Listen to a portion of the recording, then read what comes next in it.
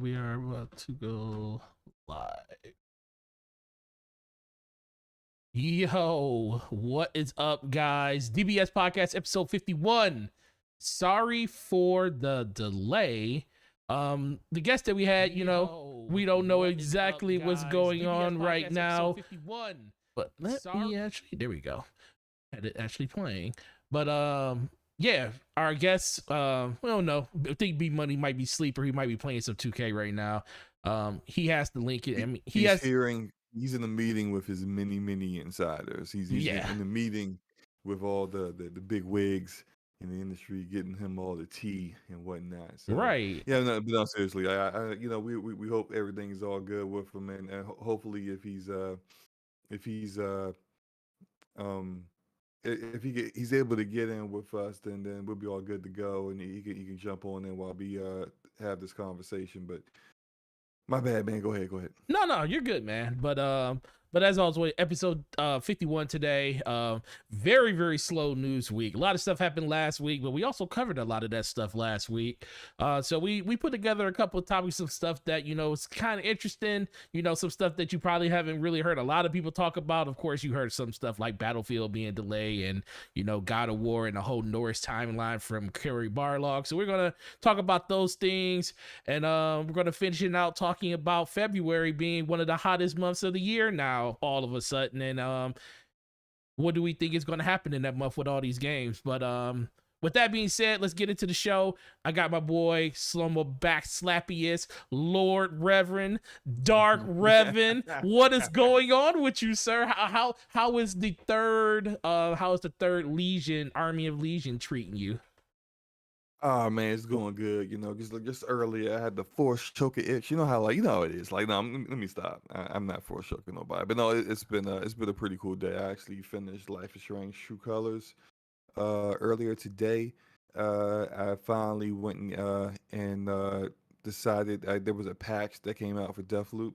And I decided, all right, man, even though they didn't fully address the issues that people are having with the stuttering on PC, I went on ahead and got it anyway. So I got Deathloop. We're gonna start that hopefully tomorrow. Okay. We'll see. But I've been, how I've been doing. I've been playing games, man. Been playing tons of games. Been enjoying some of the Discord on Twitter as usual. But yeah, it's been good, man. How about you?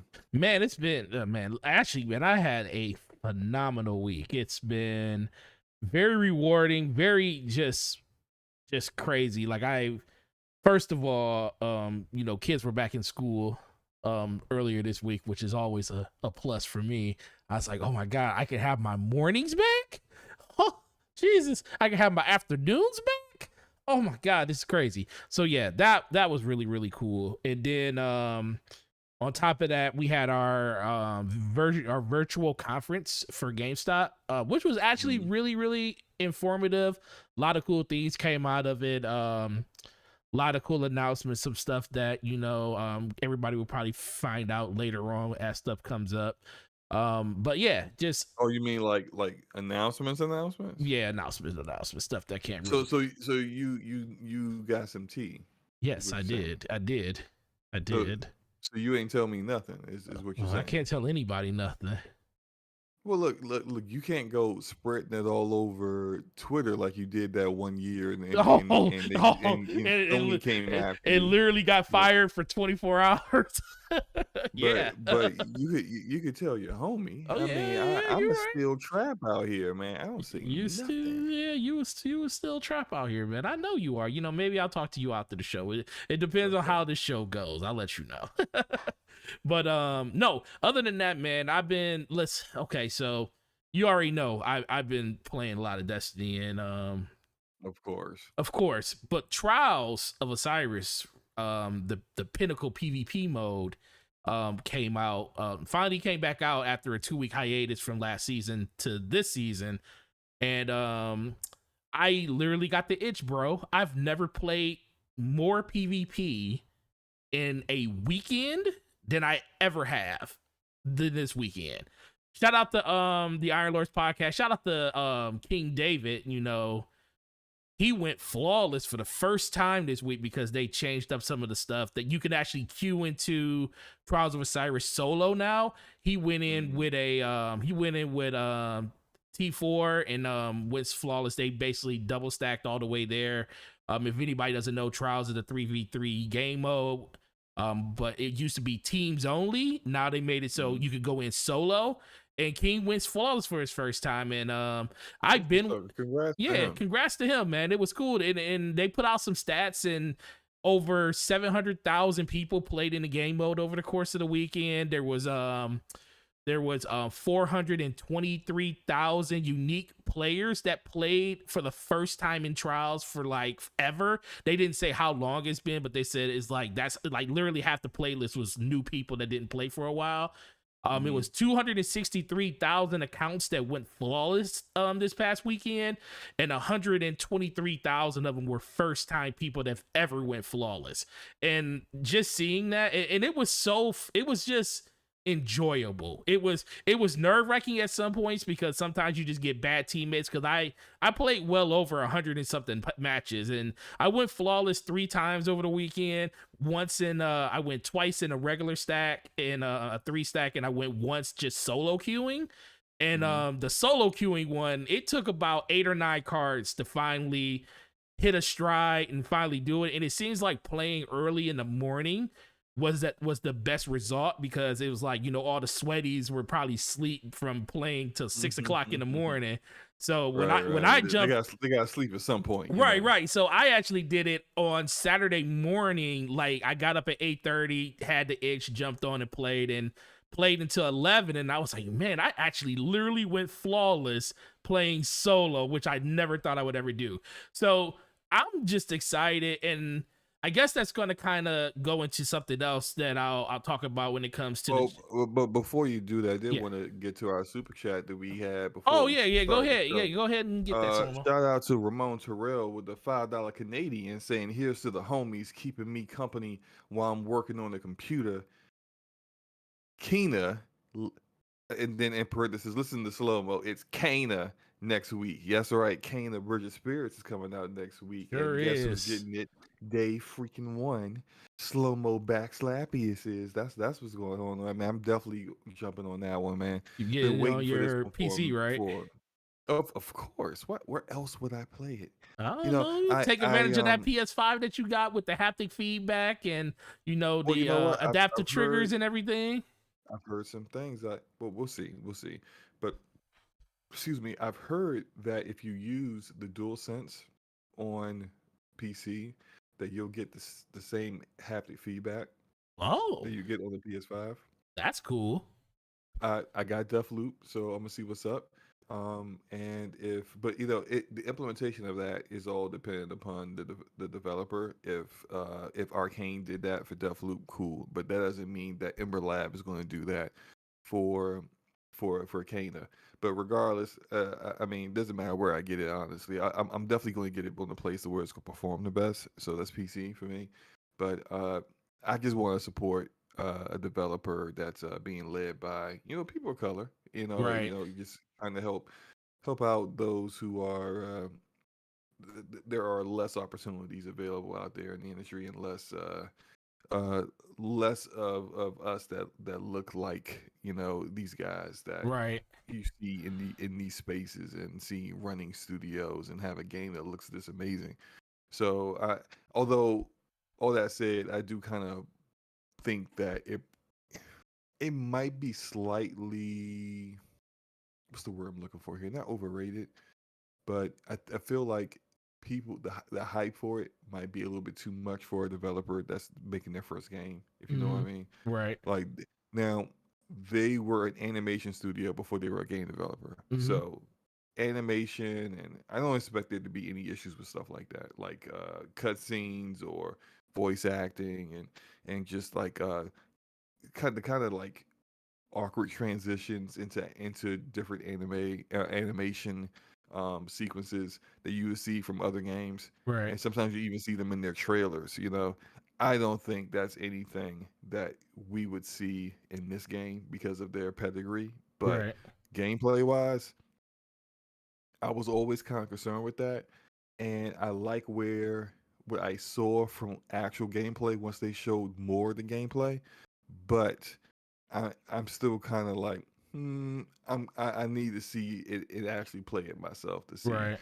how good it is, and I'm not passing judgment on it, of course, but can't wait. Yeah, the cool thing that I like about it is the fact that it's not a $70 game. So, and I would, Right, right. and I'm actually, and actually, it was one of those games that I was really interested in to the point where I probably I would have do think spent. it's not. I do think it's not priced like that because Is it you I think don't it's think it's going to be a it's very going to be a short a game. short game, Yeah, right? Yeah, you see it with indie devs. Like this studio was less than 30 people, right? So you right. see that level of animation They put some and time that into just the animation alone, and that would have, yeah, right just the animation is alone. usually a short experience. So usually what you get with indie developers is if the game visually looks amazing, You it's a go short game. about 8 to 9 hours, probably 10 Right. at the Yeah, high yeah, end, right.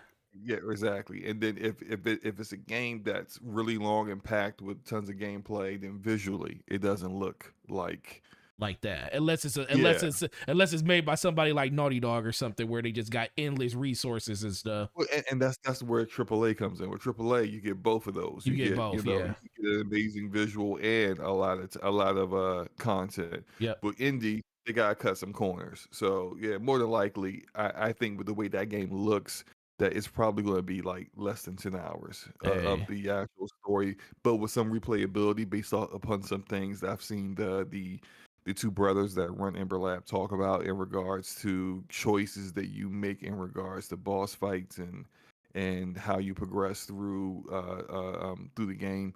Uh, I think you're gonna have some replayability to go back and do it again and do it again differently. But I do think that people's first playthrough is not going to be extremely long or anything like that. Yeah, definitely. Want to shout out some people in the chat. Shout out to Dravenero, first person in the chat, because that guy Smitty was like, "Yo, I'm second." Sorry, Smitty. Usually you are first, but shout out to you for being here. Also, we got Franco Tech in the shot in the building. We got our homeboy Spider up in the chat. Replicant finally making his triumphant return to the chat. He hasn't been Oh around in man, a while. I know. yeah, I missed yeah, it you. must be I late. I It must be missed. I missed he's you. up super late Yeah, out he there in the UK. exactly. I missed you, bro. And then we got Carlos Avero. He's up in the chat. We got Hustle and Motivate. Shout out to you, homeboy, up in the chat. So, We got Erodimus up in the chat too. We got Tony Grasso. We got him in the chat. Capono in the chat. Who else we got? We got Mike Lowry. Mike Lowry up in the chat. Yo, where's your partner at, man? We need to definitely speak on his retirement and stuff like that. Marcus Burnett. Yeah, we need. Yeah, where Marcus? Where Marcus? Where Marcus at? And shout out to Sir Taz up in the chat too as well, man. So What's up, it's man, it's been a great week, man. And games have been plentiful. People have been playing a lot of different ones. It's starting to hit that time of year where you got to make hard and very, very wise decisions on what you spend your money on, because there's a bunch of games coming and there's a bunch of games coming out. But I do want to ask you, how do you feel about the new Life is Strange? Because you did say you finally beat it. Why don't you give people a rundown on your Oh, thoughts on the game? okay. All right. Because So I look. refused to. I wasn't going to play it, so I might as well get my experience through you right now. Okay. So look. All right. So I streamed the entire game. Go check out my Twitch channel if you want to actually if you don't want to play it, but you do want to just see what the story's about and watch someone else play it.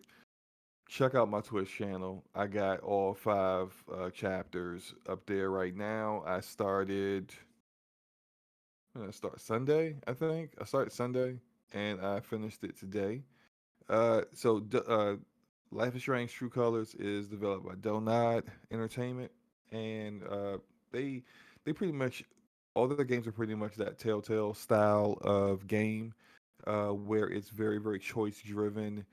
Everyone's played the Telltale game at least once, so you know what to expect. Except theirs is very much YA, a little young adult, themes here and there with characters and their motivations and stuff. Hmm. They typically have very good premises. Like the premise is usually pretty strong and is usually pretty interesting with kind of like a buddy friendship dynamic going on, or family, depending on if you play Life is Strange 2.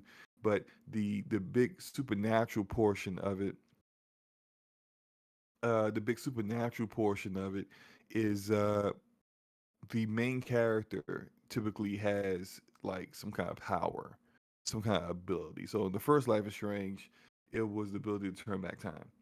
And the second Life is Strange is it's actually not your character, but your character's brother is very very powerful telekinesis.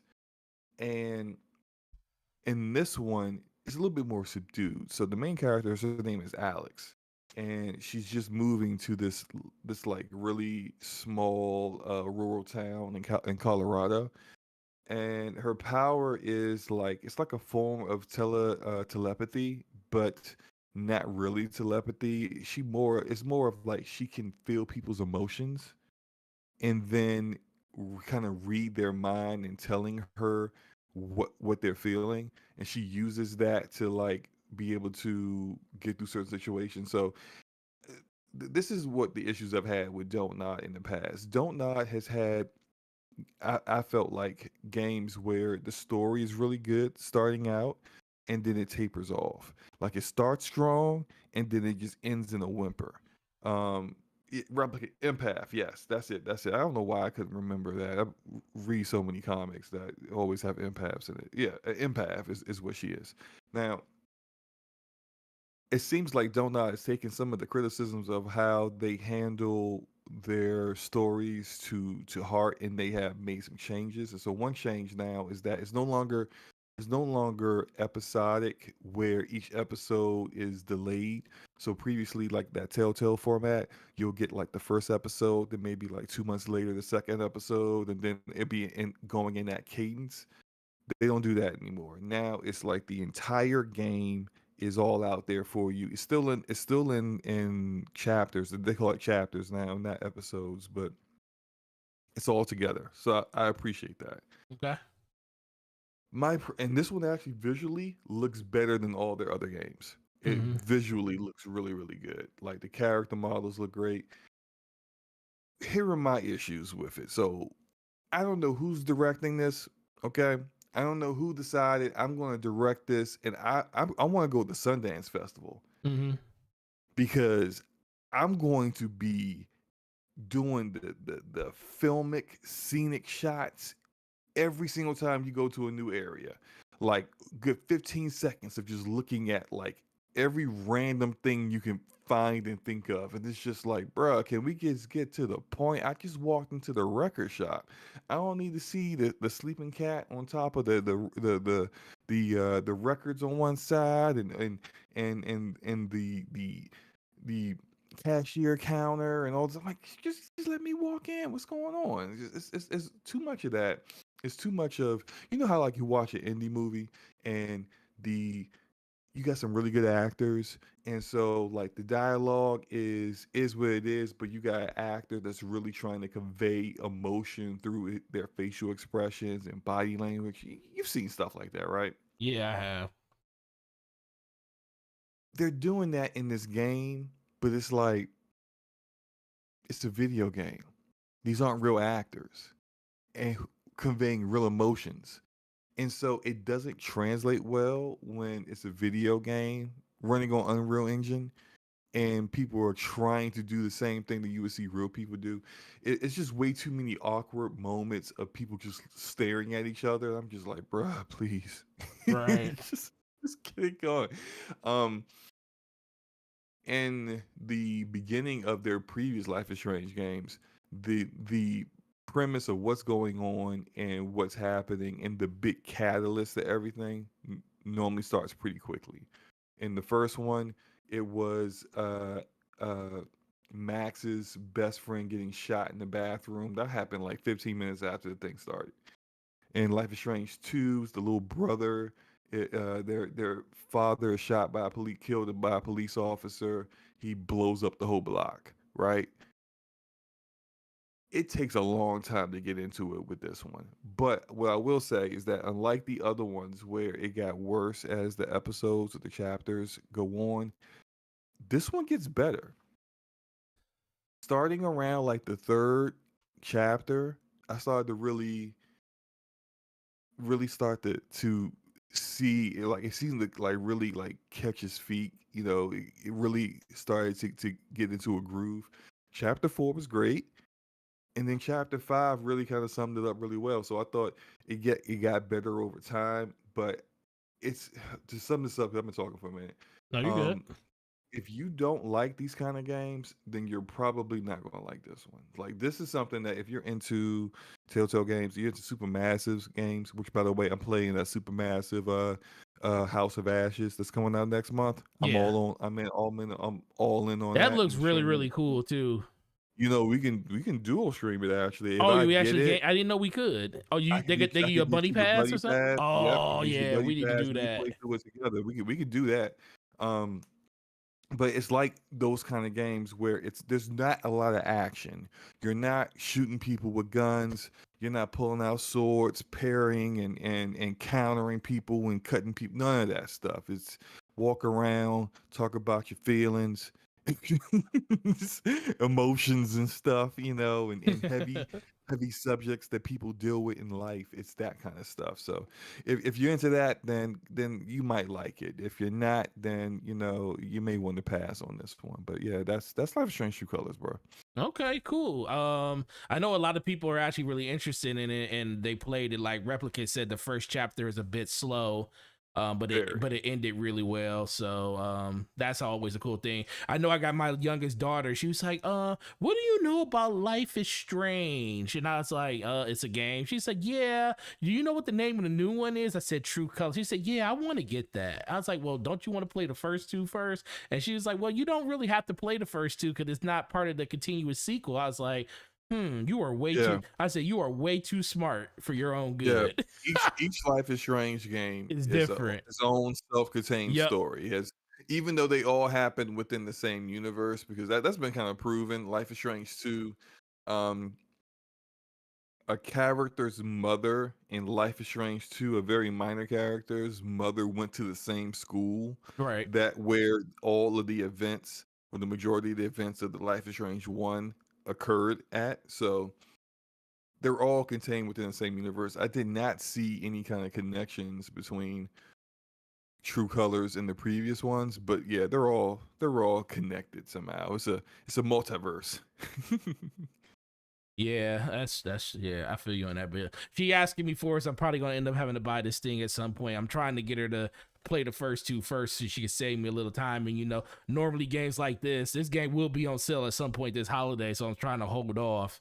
But she's probably gonna make me buy because she, gamer at heart, which is I can't be mad at, and she's doing really really well in school over the only one weekend. She's on safety patrol service team. She's in Oh man, she's doing she that. Well, let me tell you. So she busy. she convinced me and my wife because this is my youngest. She's in elementary school. She's in 5th grade. Mhm. So when we moved to the new house, we moved out of district. So she's in a completely new district now. But 5th grade, they finally get the ability to do service team stuff like that and be safety patrol.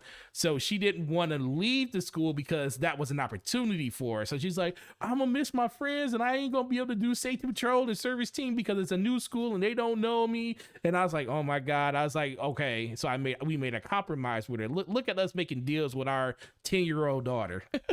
So we told her, it's like, okay, I will drive you to school every day. It's not that far. It's like 10-15 minutes from our house. I said, I'll drive you to school every day.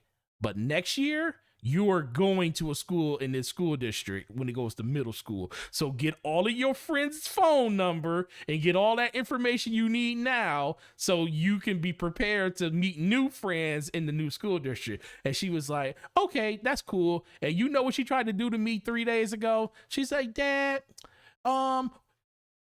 the school I'm gonna go to, are they a rival of the school that I'll be that's a rival school of the middle school that I'll be going to? I was like, yeah, they're all They have rivals. rivals in middle Oh, school. dude, yes, because What is going they on? have I mean, football teams, and here in this area they have yeah, but nobody care about middle school like that. dude High school here, football is where it starts, man. bro. Well, look, It is a you see how it is farm, out here, man. bro. It is a farm system for these middle schools and high schools out here, man. These kids literally move into different districts and stay with parents and friends so they can go to certain schools. It's ridiculous, bro. Oh, okay. Yeah, it's crazy. I mean, but I agree. It's kids. It's high school is where it should start at. But nah, man, they like the middle school here. They have like a stadium for their football teams. Like all the ones in this area. It's like you could definitely tell where the taxpayer money go or the state taxes go for these cities that we live in. We do be paying those city taxes, but yeah, so look, Capono says slow mo. Right, high school is where the scouts be looking. They do be looking, but trust me, those high schoolers, not the high school, but the high school coaches and stuff, they go to middle schools, and that's how they get those kids and board. They try to get them to the schools they want to go to. But enough of that. We talk family, we talk Life is Strange. Let's get into this first topic, and we're just gonna talk about next gen refreshes. We all remember 2016, 2017. That's when PS4 got a refresh, and that's when Xbox One X released in 2017. And a lot of people were wondering, and it's been some, rumors, nothing confirmed by Xbox or PlayStation at this point. We do know Xbox is working on another system. They did come out and say that was something they were working on. They said that over a year ago. They said it over a year ago. So the only Yeah. thing is it going to be a refresh, or is it going to be a next gen system that's going to be something that's after this? Slow mo. What do you think? So What do you think this situation is really coming down to? when it comes to Xbox, you're definitely not getting a refresh. It's not going to be the same architecture of the APU. Right. It's probably going to be like RDNA 3. Mm-hmm. They are not doing. They said they weren't doing generations a while ago, and yes, they say a lot of stuff, and sometimes things change. Right? When you talk a lot, and then things move as fluidly as it does, some things and don't end up always going the way that you said it would be at one point. All that said, if you're working on your next piece of hardware, your next console, that's not something that you're just going to stop doing. Like you're going to push through. You're going to finish that up. You're not going to say it's not like when they said they were doing VR and then they decided to not do VR. It's not like that at all, right? So they're already working on their next console, whether it's the Xbox Series. I feel like Xbox Series is where it's going to be the format for their systems going forward, because they're not doing your typical console generations now. What they're doing is kind of like a semi cell phone model where cell phone companies, Samsung, Google, Apple, they drop a phone every year. There's a new phone every single year. Right. They're never going to go that route. That's unnecessary.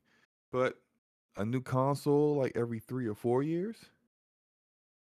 See, this is how you keep up with, and they said this, that they would never lose on price and power again. Yep. This is how you don't lose on power. You don't wait for a full, what is typically considered a console generation.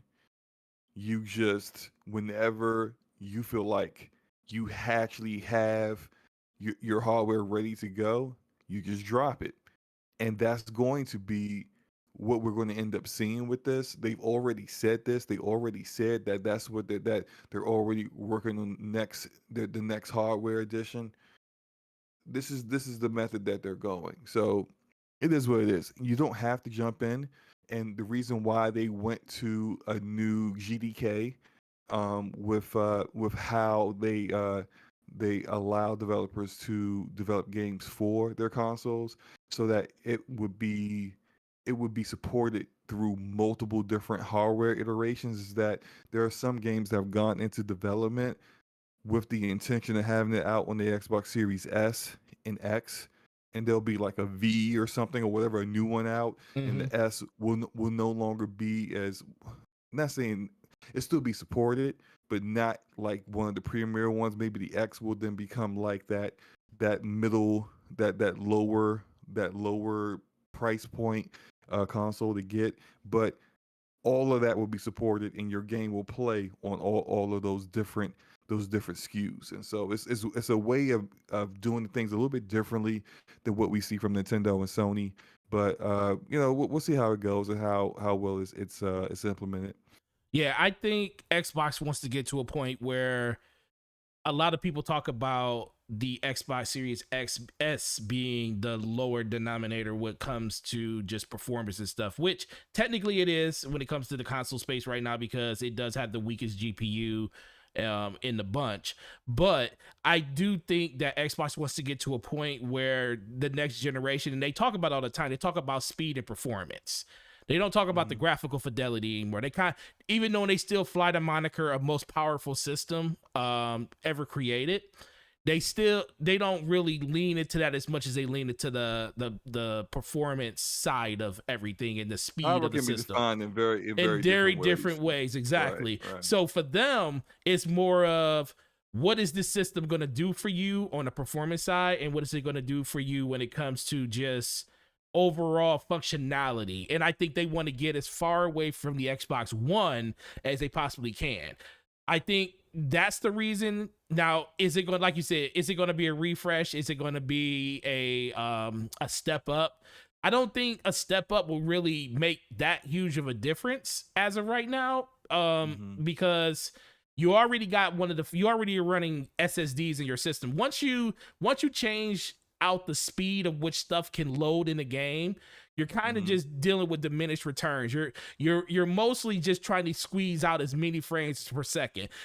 The only thing that they can technically do that will really make next gen even like a refresh even more beneficial for people, even if they're really trying to get to the point where we're scratching all 30 frames per second. We're not trying to have 30 frames Oh per yeah. second games Well, at look, all. but we shouldn't have 30 frames per second in games right We now, as far as shouldn't. I'm concerned. We shouldn't, But but you know like what these next developers are gen saying. hardware and stuff like we've seen like rumors out there of a PlayStation 5 Pro. I don't think that Sony's really looking into that right now, but I think they might have some thoughts, some very like early like ideas on where to go with that. That wouldn't surprise me if that turns out to be something that happens at some point too.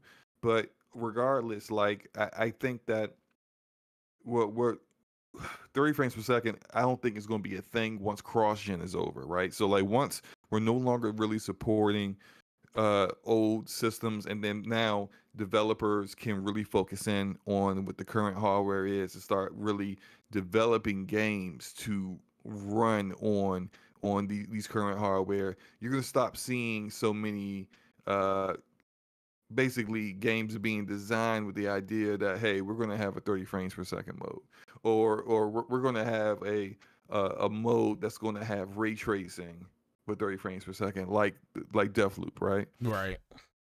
I can see once stuff like FSR gets further implemented, because there's FSR in Deathloop. Right. So like once that starts to mature and AMD starts to improve that in earlier, and I'm not earlier, but later updates of FSR improve its experience the same and performance the same way we saw DLSS go from looking like Vaseline on your screen in 1.0 to look really good and very efficient in 2.0 to now I think they're up to 2.2 with DLSS, Yeah. and it's just whenever it's implemented, it's amazing. And so you're really taking games that with DLSS that is completely wiping out the hit that you take to your frames by having ray tracing on. So this is all going to end up becoming methods that developers are using to be able to get more out of the hardware and still allow them to do some other things that that would be considered next gen game design. And so that's what I'm fully expecting and hoping Right. in the future. And with new hardware, I think what they should start doing, well, maybe they will do it. Of course, we're going to get like I think we'll probably get definitely a newer APU that has like has like better rasterization, more CUDA cores. We're talking more efficient at presenting games and more efficient at the calculations that the CPU has to do. Of course, that's what you're going to get from a newer SoC. But I think what you're really going to get is like way more RAM than these systems currently have. What you're really going to get is all the other things where they cut corners with these current systems aren't going to be there anymore. That they're going to it's just going to be closer to what you see from an actual PC than what you're seeing currently from a console. And of course, you know, PC by then PC is going to be far ahead, Far ahead, right? like currently is now. You know Oh how my it god, shut up. is. So there's a good debate going on in the chat around VRR.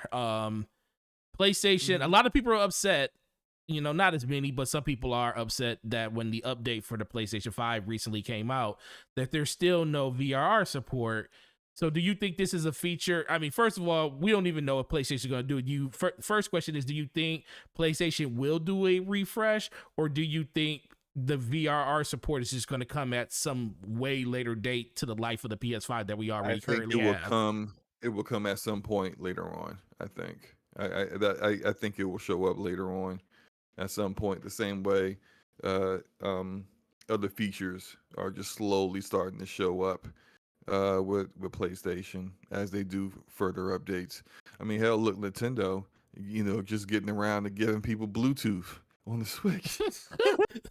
Listen, bro, it is 5 years 4 years late. 4 later, years later, they did. 4 years later, you're finally getting a feature that you had on like a 360 or a Oh PS3. man, they Who said who freaking knew? we. So like, yeah, I do think VR is something that's going to show. I also think native support for 1440p is going to be available on the PS5 at some point too. It's just they they they don't have all those features available, which is, you know, at launch, which kind of sucks. But Right. I think you're gonna get that eventually. Yeah, and another question. Also, there's a question in the chat Yeah, go ahead. about Answer. Capono had a question about DLSS. He says that a toggle on PC. So what DLSS is deep learning super sampling. That's the term for DLSS.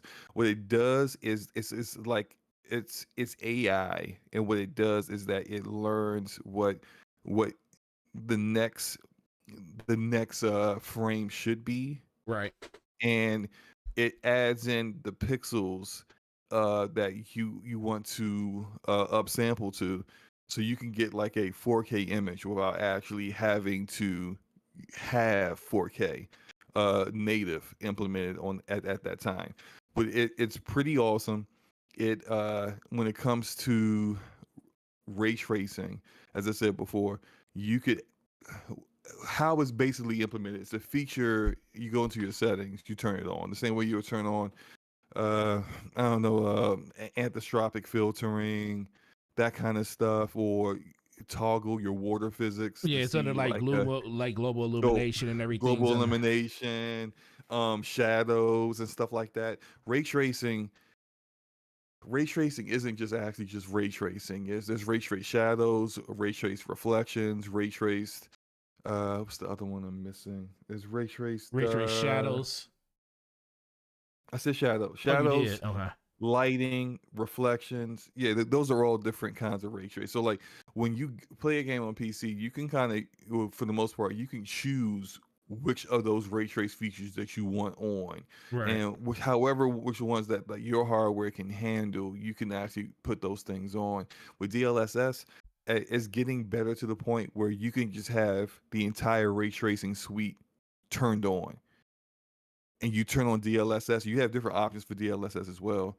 And you have ultra performance, which I would never ever pick because visually it looks almost as bad as DLSS 1.0. So like when it first came out, DLSS, although it did gives you better frame rates with sometimes not the best hardware.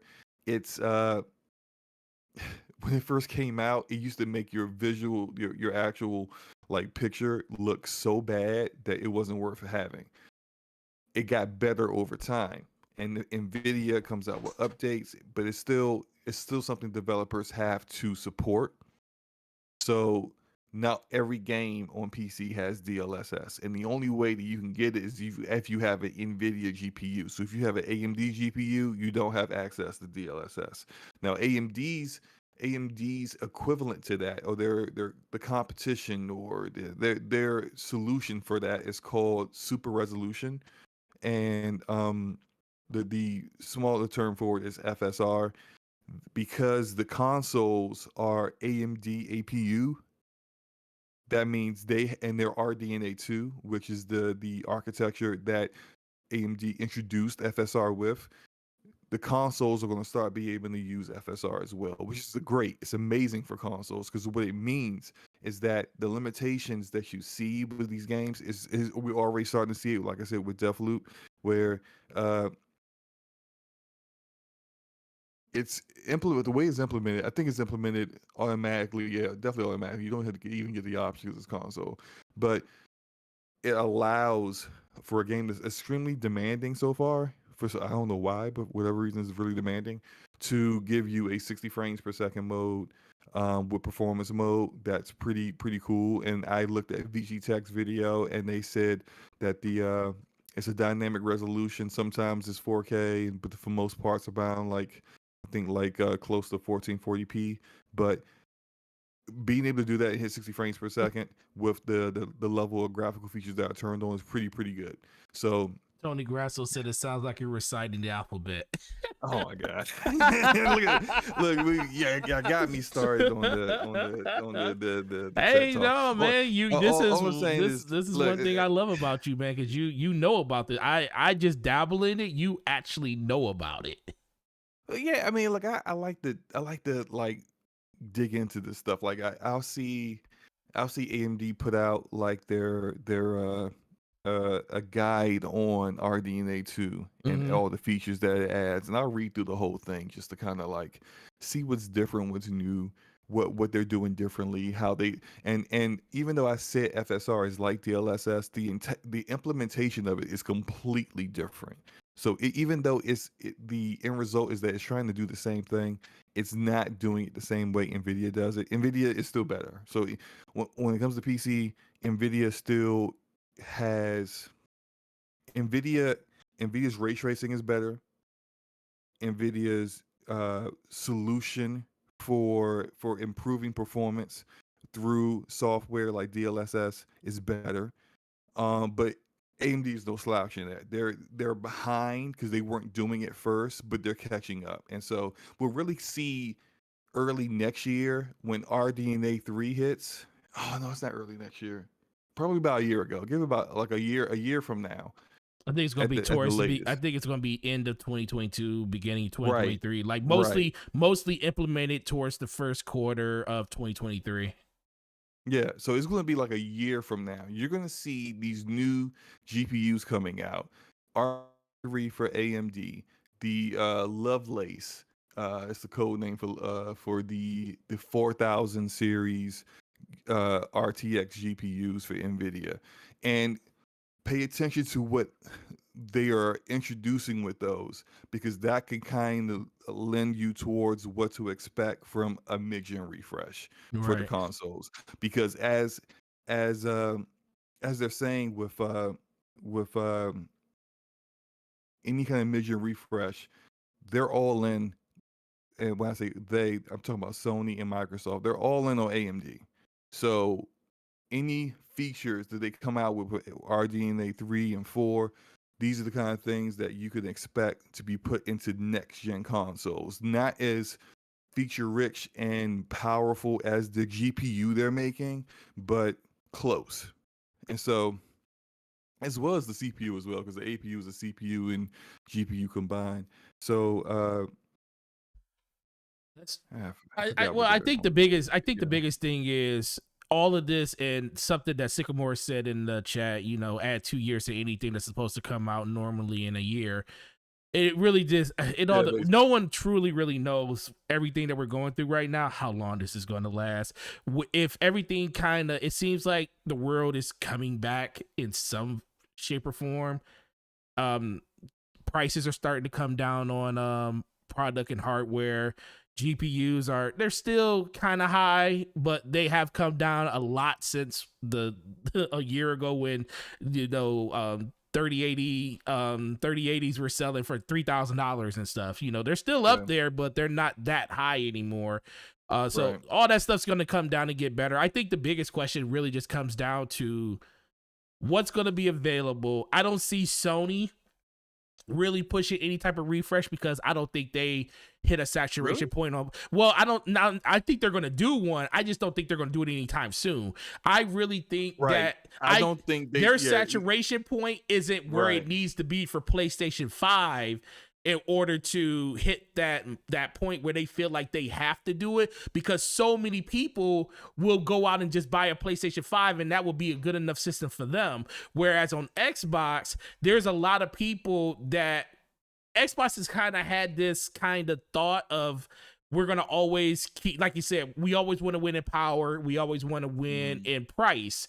So they want to keep up with PC as much as possible. They'll never be higher than PC, but I think they want to be that nice middle row version of what a PC can be. Plus, like I Right. said, it also goes back to the understanding that they still have this albatross around their neck, which is the original Xbox and the Xbox One S Well, and they all they those created systems. the solution for that, and Well, that XCloud the is X their Cloud. solution to that, Well, right? well, So, that's the like, thing. They still want to have yeah, people, but people still natively want to play on their console. right, So and if that's you, if you don't want to have to play through cloud on your Xbox One VCR or right. Xbox One S or at One X, Hmm. uh, go buy a new console, new hardware at that point. But they will have a method for you to at least play their game. So, like, don't. Right. That's not gonna go for. I mean, was some. It's not just their games that go into XCloud. Other games, third party games, go into XCloud too, but not all of them, right? So there's a chance that more than likely the next 2K in 2K 2025 probably is not going to be supported through XCloud to play on the Xbox One X. And if you that dude who wants to play that game natively or Right. whatever, you want to play it but you can't on your One X, now it's time to finally upgrade. But they do have a way of essentially doing what they said they would do as far as supporting older generations of consoles without actually having developers have to actually do an entire different version of their game to support hardware that can't do anything Right. that they're Because trying to they hardware wanted to do. Yeah, yeah. that hardware is literally just there, and it's an ability for you to be able to play games through a cloud service. And it's going to be the viable way for, especially for people that are Game Pass, you just be able to stream that stuff. So I think that's actually really cool. But Sycamore said another thing. He was talking just like that the next Xbox is going to be built around cloud itself, and I definitely agree with that. I think the next iteration of the system is going to tie directly into those server blades that they already updated to the newest console, and they're still doing that as we speak. So Mhm. Xbox Series X is going to be the baseline for the cloud, and any system that's going to be over that is just going to benefit from them. You're going to get the higher refresh rates, higher graphical fidelity and stuff like that. Like I said, the biggest thing for me is just focus on, man, that snipe right there, Jesus Christ. But the thing that they need to focus on is just games at this point. And that was the last thing I wanted to ask you before we go into the next topic. What Real quick, I did want to Yeah, go ahead. give everybody an update on B Money. B Money's not gonna be able to join us tonight. Unfortunately, his basement flooded. So Oh, okay. I've been there before a few Uh times actually. When it comes to your basement flooding, it's not Man, it's so freaking annoying, and it's so much work Oh, that it's a you have to lot. do Yeah. and stuff that you gotta replace that gets ruined because of the water and dealing with like potential mold and trying to make sure mold doesn't set in. And look, good luck to him. Sorry, I really, really wish that wouldn't have happened to the homie, but Yeah. wasn't he's not gonna be able to make it with us tonight. Maybe we can try to get him in on We'll get him back in here at some point when he got everything situated. He already know yeah. he has a spot. But the last thing I wanted to Yeah. ask, go ahead. Real quick before we go on, there was somebody. What was it? Can't remember who in the chat asked it, but they were asking about so PC hardware can go even further past where consoles are right now, and I was saying, look, that's a given. That's definitely going to happen. That just comes down to developers taking advantage of it to the point where consoles like this has already been that's already been a narrative, that's already been a thing. Consoles cannot keep up with PC even if they try to. The problem Look, comes down to you, developers taking advantage of that right, that PC exactly. that PC power. And right now we're still living in a world where everything is built. Yes, it's being built on a PC, but it's being built with these consoles in mind because they know that's where the bit like not where that's where most of their sales are going to typically come from unless it's a PC only game. So until developers decide to flip that way of thinking, which I don't see them doing for any time soon, as long as PlayStation has anything to do with it, you're always going to kind of be fighting this uphill battle with every game that comes out on a console is going to be better, like not even marginally. It's going to be extreme. It's going to be astronomically better than the console version. Outside of developer, input and not doing the things they need to do to make that version better. I think like the best way to look at this is one to don't listen to any tech tuber who tries to tell you that anything on a console is going to outperform PC. Right. That's not reality. Okay, that's not it. Now even when hold on, replicant shout out with the €2 I think Yep, that $2 is. Good night, euro. guys. Have a great show, PC and Mar. Good night, replicant man. Hope we have a good one. Have a good night, man. Thanks for finally coming through, man. Really missed you, man. 4 in the morning out there. Yeah, In the UK it's or something nuts like out that. there, man. But so like let's take these current consoles that are pretty powerful on their own, right? We saw people trying to tell you that they were equivalent to like the best GPU that was out when they were talking about it back then. And the best GPU that was out was a RTX 2080 Ti. Yep. They were nowhere near that. They weren't. And by the time the consoles came out, there were GPUs out that made the 2080 Ti look like a mid-gen, a mid-tier card. So that's how quickly PC hardware advances. What should be happening and what you would hope for isn't for your console to outperform the very best on PC, but instead just try to stay at least two generations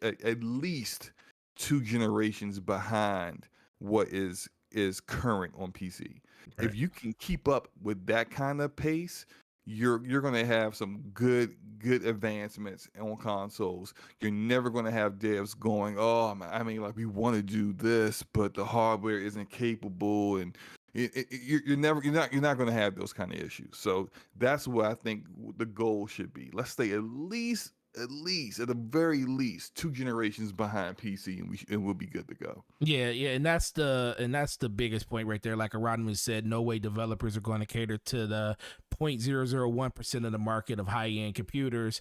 And then Capono said, "Hey, that's a good point. Spend $6,000 and only a few devs will make a game that takes advantage of it."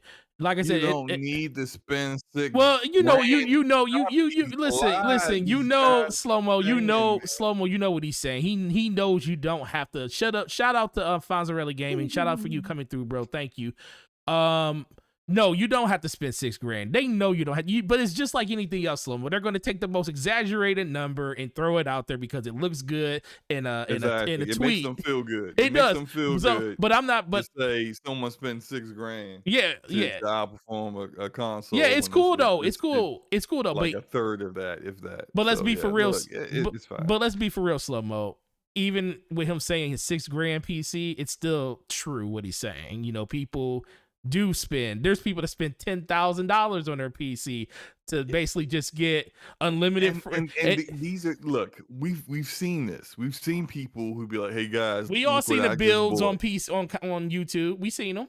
I've taught the guys and who have been like, "Man, I just spent 7 grand on this PC," and I'm like, "Yo, why? Why'd you do that?" Like, they're showing me the specs, and I'm like, "Why did you get $1,000 motherboard?" Oh yeah. Like, Now that's you now that's didn't need crazy. You know, that. have 60% of the stuff on that motherboard you will never use. The motherboard's RGB got RGB.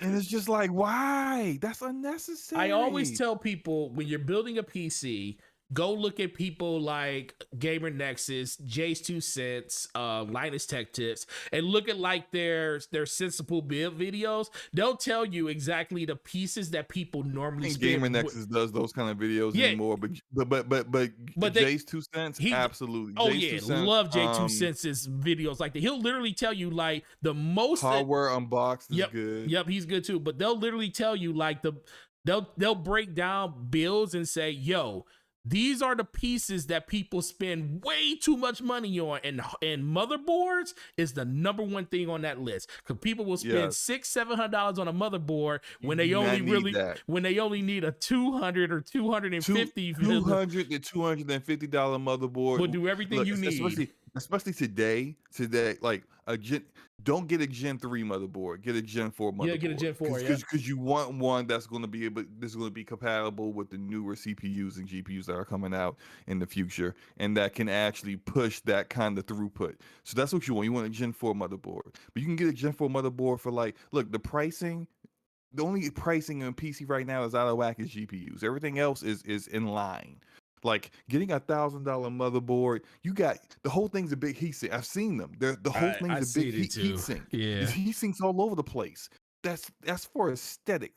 That's not needed. They're also supporting like 128 gigs of RAM, and you don't even need that. What do you need 128 gigs of RAM for on your? I was just about to say that. Dudes with 64 gigs of RAM. I'm like, bro, do you understand right now today that no games use more than 16 gigs of RAM? Yeah, and they out here with 128. So unless you are a content creator, you don't need 60. More than 16. If you're a content creator, 32 is fine for you. Yeah, so you running around here with... Slomo talked me off that bridge. I almost upgraded to 64 gigs. I'm at 32. He's like, man, why? You don't need it. You are wasting money. People out here with like $1,000 power supplies, which look, I'm not going to knock anyone making sure. No, if your power, like, listen, if your power supply, I mean, maybe not $1,000, but if you got like if you got 850 watt. Oh yeah, if you got an 850 watt. I said $1,000. You said $1,000. I was like, what? I meant 1,000 watts. My bad. I'll never knock anybody. I'll never knock anybody with 1,000 watt power supply because the power supply is literally the heart of your system. It is, but it's still unnecessary. It is unnecessary, but if a person spend, I'd rather you spend $1,000. I mean, I did what you just did. I'd rather you get 1,000 watt power supply than buy a $700 motherboard. I cannot. When they first started coming out with the Gen 4 motherboards, and I'm looking like I think it was the X570s. Yeah, the X570s. Yeah, they were like $800.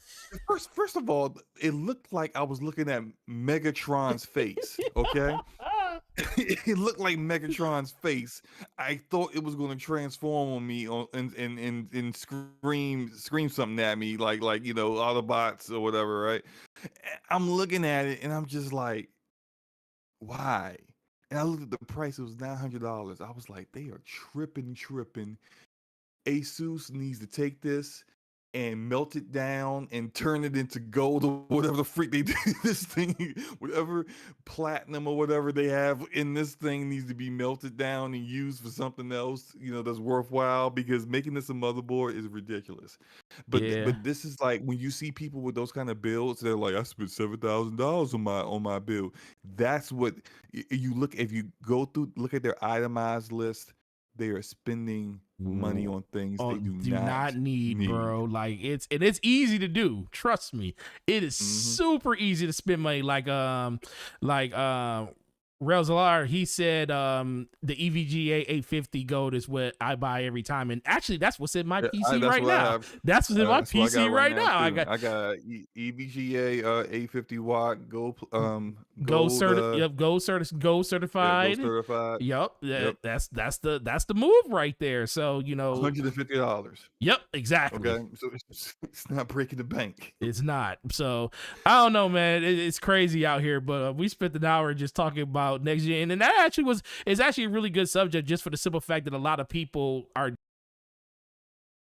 like, what is the next gen going to look like, and the things that people can expect in it. And when it comes to Xbox, like, just finishing that up, when it comes to Xbox, I think everybody knows games is the number one thing that they just need to truly focus on. Of course, they're going to bring a new system. I just think sometimes I think they're doing too much when it comes to these systems, for the simple fact because you need to get these games out first and then worry about these systems. But But it's two different departments. It's not like we have to look at it in well, no, context. you're right. It is. It Like, is. I think that it because is so the slow mo. same people that are It, developing but games it aren't the is same slow people mo, that slow mo, are engineers that are working on the next slow hardware. mo. You're right. You're right, and I know that. But it's all about the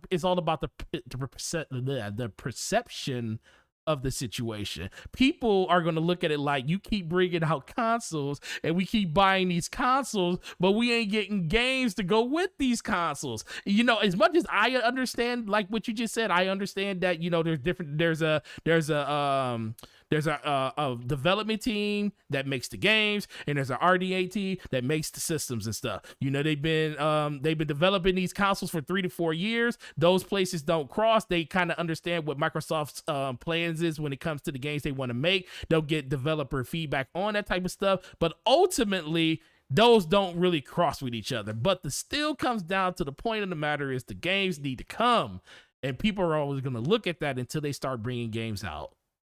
But the games are Unfortunately. coming on both sides. Like we see PlayStation guys saying, Xbox guys, where your games at? We see Xbox guys saying, you guys ain't got no games for the rest of the year, kind of stuff. The games come. Everybody is working on games, but games take time. Do you want it? You want a game developed in 2 years that you will run down for being incomplete, buggy, and lacking of features of any kind whatsoever?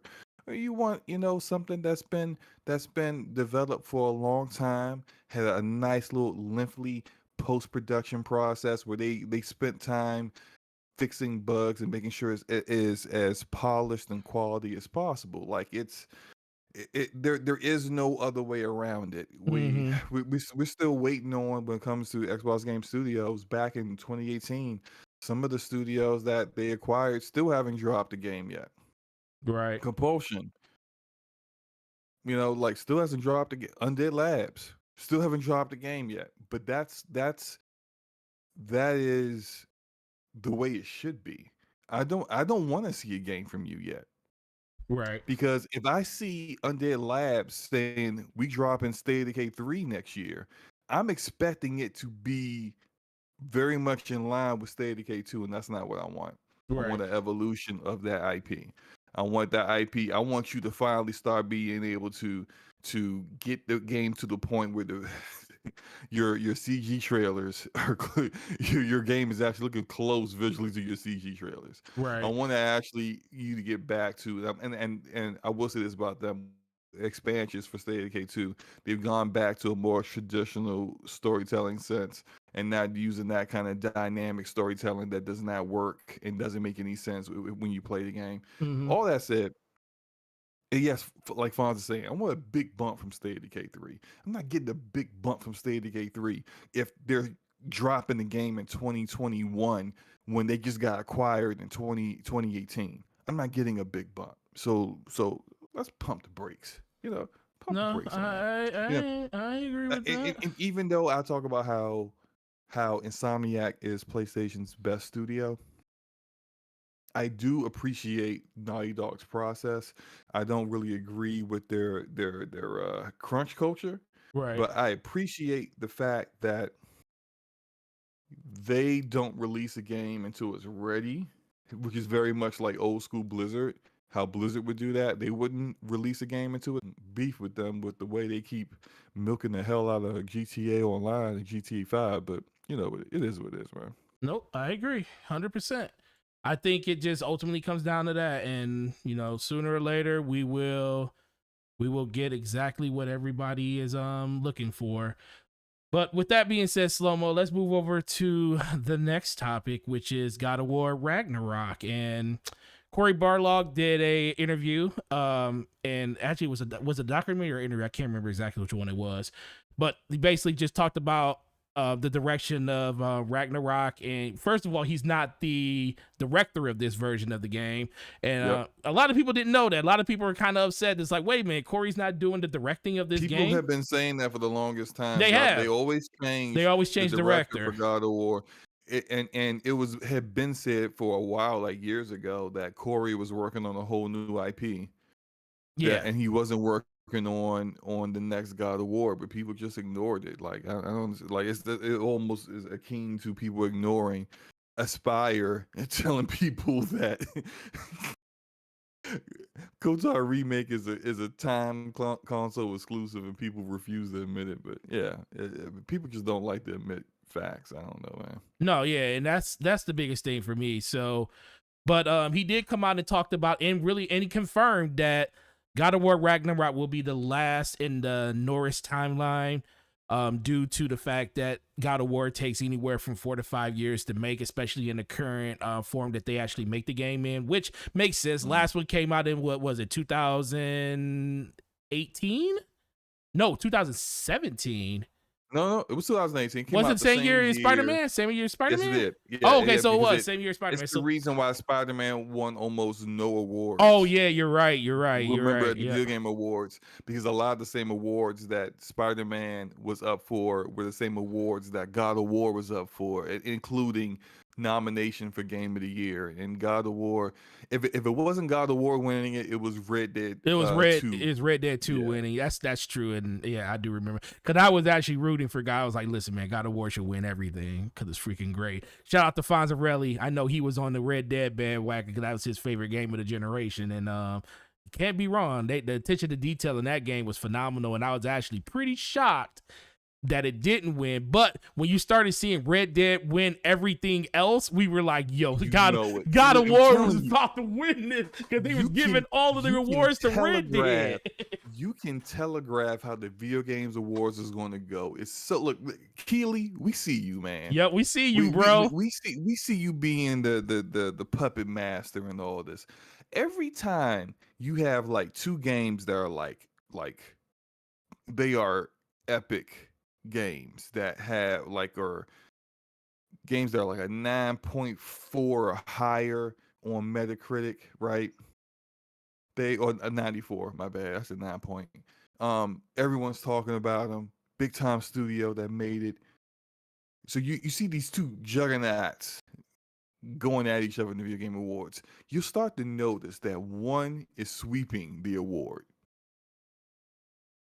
All the other awards, best action adventure game, best story, soundtrack, best voice actors, best soundtrack, best UI screen, best reimagination of a franchise. Yeah, best everything, right? Yeah. Guarantees gonna lose Game of the Year. Well, as we were watching it, we was like, yo, Red Dead is like sweeping. And I remember me and you were in the stream. We were in the stream and we were like, yo, you was like, yo, God of War about to lose. They about to win Game of the Year because Red Dead is winning everything. Right. And I think God of War may have won like one award outside of Game of the Year. Yeah. And I was just like, watch, it's about to be God of War. It happens all the time. So yeah, it is what it is, man. It's I think they won like I forget what the other thing, but yeah, they did win like 2 awards, but they won the main one, which is the number one thing. So what do Mhm. you what do you think of his comments around basically tying up the Norse mythology in this conclusion of the game versus Let's stretching it do it. out? I'm all for that. I don't want to draw this out. I wanna end this. I wanna finish this thing with Thor. Mm-hmm. Well, actually, really ain't begin, It didn't but even. Yeah, like, well, I mean, yeah, it was I teased. don't want it to. Yeah, I don't want this to be drawn out. I want Thor to be in pieces at the end of this game. Like, I want the entire like I want to get up in Asgard. You know, saying wait, is that wait It's what is Asgard. it? It's Asgard. Is Asgard? Yeah, yeah. Yeah, because I'm it was mixing up still my locked off. Greek and Norse mythology. Like, I'm mixing them up. But like, what the area that you couldn't get to in God of War 2018, I Yeah, it was. want to go Yep. there, and I want to start making some immortals uh um uh look very non-immortal. That's what I Hmm. want to do. Like that, I want to finish the entire story arc and then see where Kratos goes from here. I've seen some people speculate that he might go to like People been the Middle Eastern region and start messing around with the the Egyptian Egyptian gods. gods, which would Yeah, actually be pretty cool. yeah. There's so many like Did you see mythos the? with Did you? different regions Yeah. that it's so possible to really like put him in so many different areas. Somebody said they would be very disappointed if he doesn't fight Jesus at some point. That's crazy. I was like, at a certain think about it. At a certain point, what hasn't he done? It's like when I saw it, it's like the tweet is asinine, but when I saw it, I Yeah. had to laugh because it makes sense. He's like, at a certain point, he has to fight Jesus, and I'm gonna be disappointed if he doesn't. Oh man, like I mean, what did you think about how? Cause although we talked about this when we We did did the stream, yeah. yeah, and then a little bit afterwards when we did last week's show, DPS show, where we discussed our thoughts about each of the games that were shown at the PlayStation Showcase. But what did you think about the what they showed in the differences in between the combat and the variety of enemies? It seems like they really. I agree with people when people say visually it doesn't look very much different Oh, than like Lucas said, it yeah, looks like it does. you said you could have tricked me and told me this was a DLC for God of Yeah, War yeah, yeah. 2018. But look, that first game looked pretty damn good anyway. So That's it's what like I said. it's You gonna not be like it was mad? a ugly game and then they gave us another ugly game. It was Right. a good looking game that just don't look that much more good looking than the previous one. So no big deal, right? But what did you? Because I know you loved this first I game. loved it, dude. I What did you think loved it. about 50 hours. what looks like the new combos and attacks that you have, and the new variety of enemies? What do you think about I think the biggest thing that you're going to see in this, only unfortunate thing is it's not PS5 only because I feel like they could have took it another step if they would have made it PS5 only. But that? Right. I understand why they didn't. 120 million PlayStation 4s out there is a very Mhm. compelling reason not to do it. On top of that, you got scarcity still on your high end platform that you just released. I think if that wouldn't have been a situation, I think you would have seen this probably more. They would have probably thought a little bit more harder on making it an exclusive, but that is what it is. I just think draw distance, as you can see on the screen right now, like I don't remember any part of God of War where you could see that far. Right, that's Where, true. And like, it was never one. They couldn't do that because it was on a system that, as Capono said in the chat, is a 1.7 teraflop teraflop system. teraflop system. That it was extremely limited in hardware because it was Yeah, super old. That by the time it was the game came out. All that said, like if you notice the way Sony Santa Monica the way they distributed pixels on screen. hmm I noticed this before even the game came out when they showed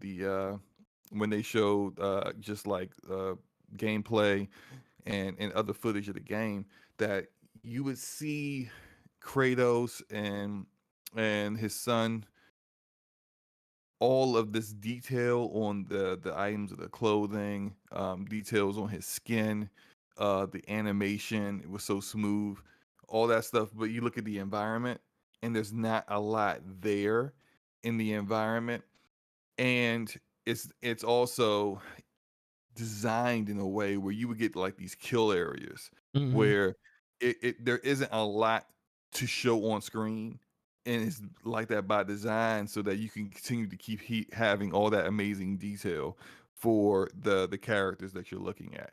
And I could see, especially on PS5, the PS5 version, not having all of those problems. Like you'll be able to see a lot more that huge draw distance where he's overlooking the entire area, like that great shot that was in the trailer. Like stuff like that is going to be more prevalent in this version than in the previous one. Yeah, yeah. That's what I think the biggest thing for me is just like you said, draw distance. Combos. I mean, they did add some more. It feels like they try to add a little bit more weight behind your attacks and stuff, where it's not as sudden, as it's more Mhm. deliberate, and that kind of came through in some of the combat.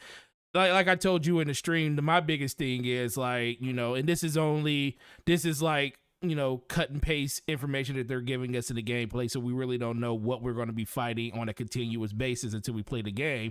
But I have a very, very good hope that we're not going to be fighting the same the same ogre that's a different color, which is one of the main gripes I had with the game. It was still fun, but when you got to those parts of the game, it was like, okay, this one's fire, this one's ice, this one's whatever, and it kind of got monotonous after a while. But once you got, but they didn't overstay their welcome, because it was like something, once you beat the first two, it's kind of, you kind of knew how to beat the other ones. It was just in different environments.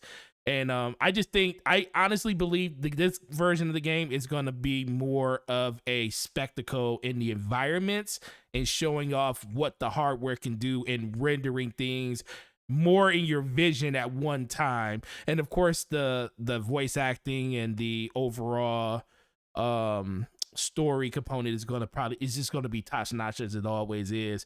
But the thing about God of War just comes down to the combat, and you're not going to have to like whittle your way through trying to unlock the chaos blades and stuff, because you already have them. It's a Right. continuation of that story, and I think you're going to get more of you're gonna get more closure on the whole story of Atreus wanting to know who he is, because at the end of God of War 2018, he didn't know he was Loki. That was Right. something that, when Kratos walked back into the temple and he saw the what's they blow off the wall, and he read it, and it said it called him Loki, and that's when he knew his son's name was Loki. So at some point, he even says in this trailer, Trey says in the trailer, I want to know who I am, who is Loki. So at some point, he gets that dynamic of either Kratos told him, or he found out, and he's kind of like down on like, you're not telling me everything I need to know about myself. Like, who was my mother really, and all this stuff. So I think they have a whole story component on many levels that they can really dive into, which I'm really excited for. But look, man, the combat was second to none. It was some of the best combat you will play in the game. I can't even deny them that point.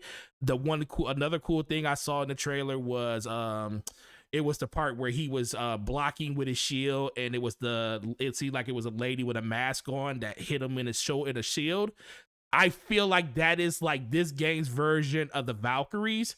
And the Valkyries in God of War Yeah. 18, bro, that was, I tell people this to this day. You did not beat God of War 2018 if you did not beat all those Valkyries. Hey, Because look, man, listen, that's cat. You ain't those gotta do all Valkyries, that, listen, man, Queen Valkyrie was the true boss of that game. That was the end game right there, bro. Now, granted, if you beat the story, you spread the ashes and stuff, that was cool. That was the closure in the game that you needed. But the true test of that game was going back and beating Queen Valkyrie. And Jesus Christ, it was not easy. And people that did it know it wasn't easy. So when I saw them throw that little shot, that little section in there where it looks like you're going to be doing that again, but with a different type of enemy, I instantly flared up. I was like, yo, this is going to be so fun, bro. And it then being able to play it at 60 frames per second off rip, that's going to be that's the game changer. Capono just made a good comment.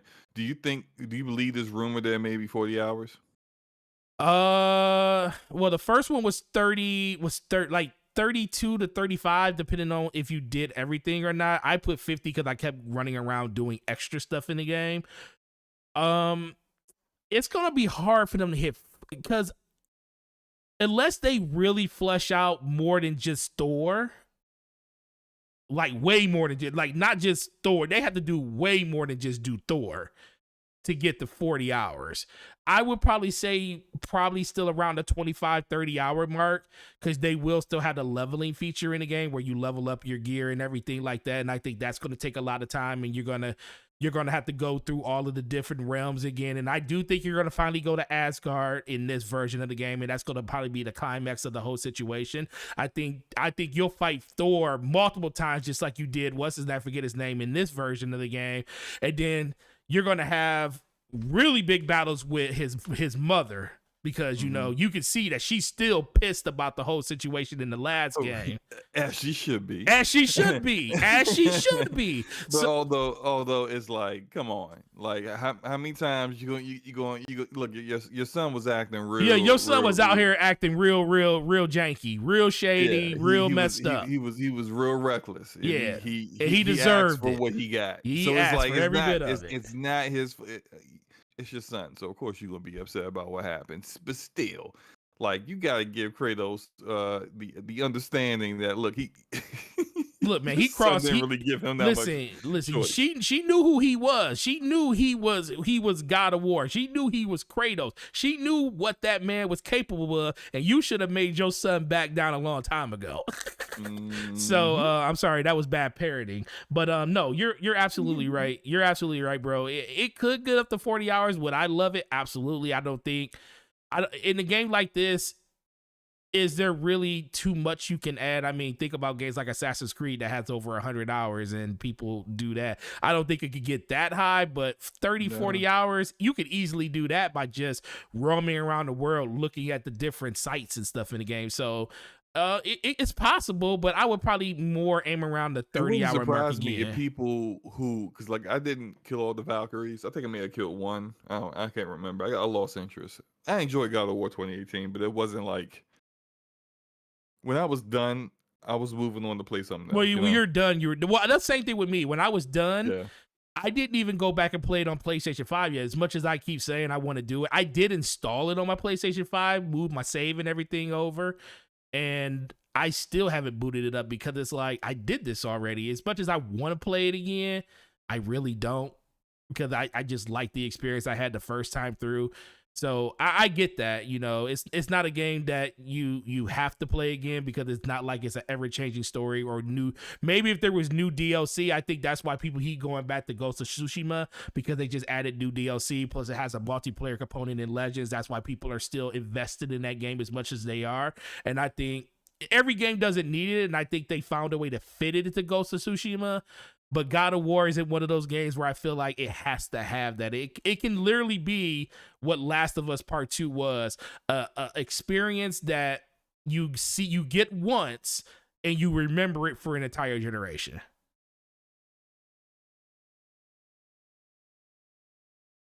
Slow-mo? Did Slow-mo disappear? Did he drop? I think Slow-mo lost. I think we lost Slow-mo, y'all. Slow-mo is MIA. But what do you guys think while we wait for Slow-mo to come back? What do you guys think about just God of War in general? Do you guys think the 40-hour thing is good? Do you think it should be more closer to 30 hours? It really just comes down to like experience. And how did you feel about God of War 2018. And what are some of the things you're looking forward to in Ragnarok when it comes out? Really looking forward to see what you guys say around that. But actually I should put a poll up, which I have not been doing all day. Looking in the chat, we see, let's see, Caponos. I don't know if I hear you I just now. heard something. I hear you now. Oh, okay. Yeah. So you couldn't hear me at all? I couldn't hear you at all.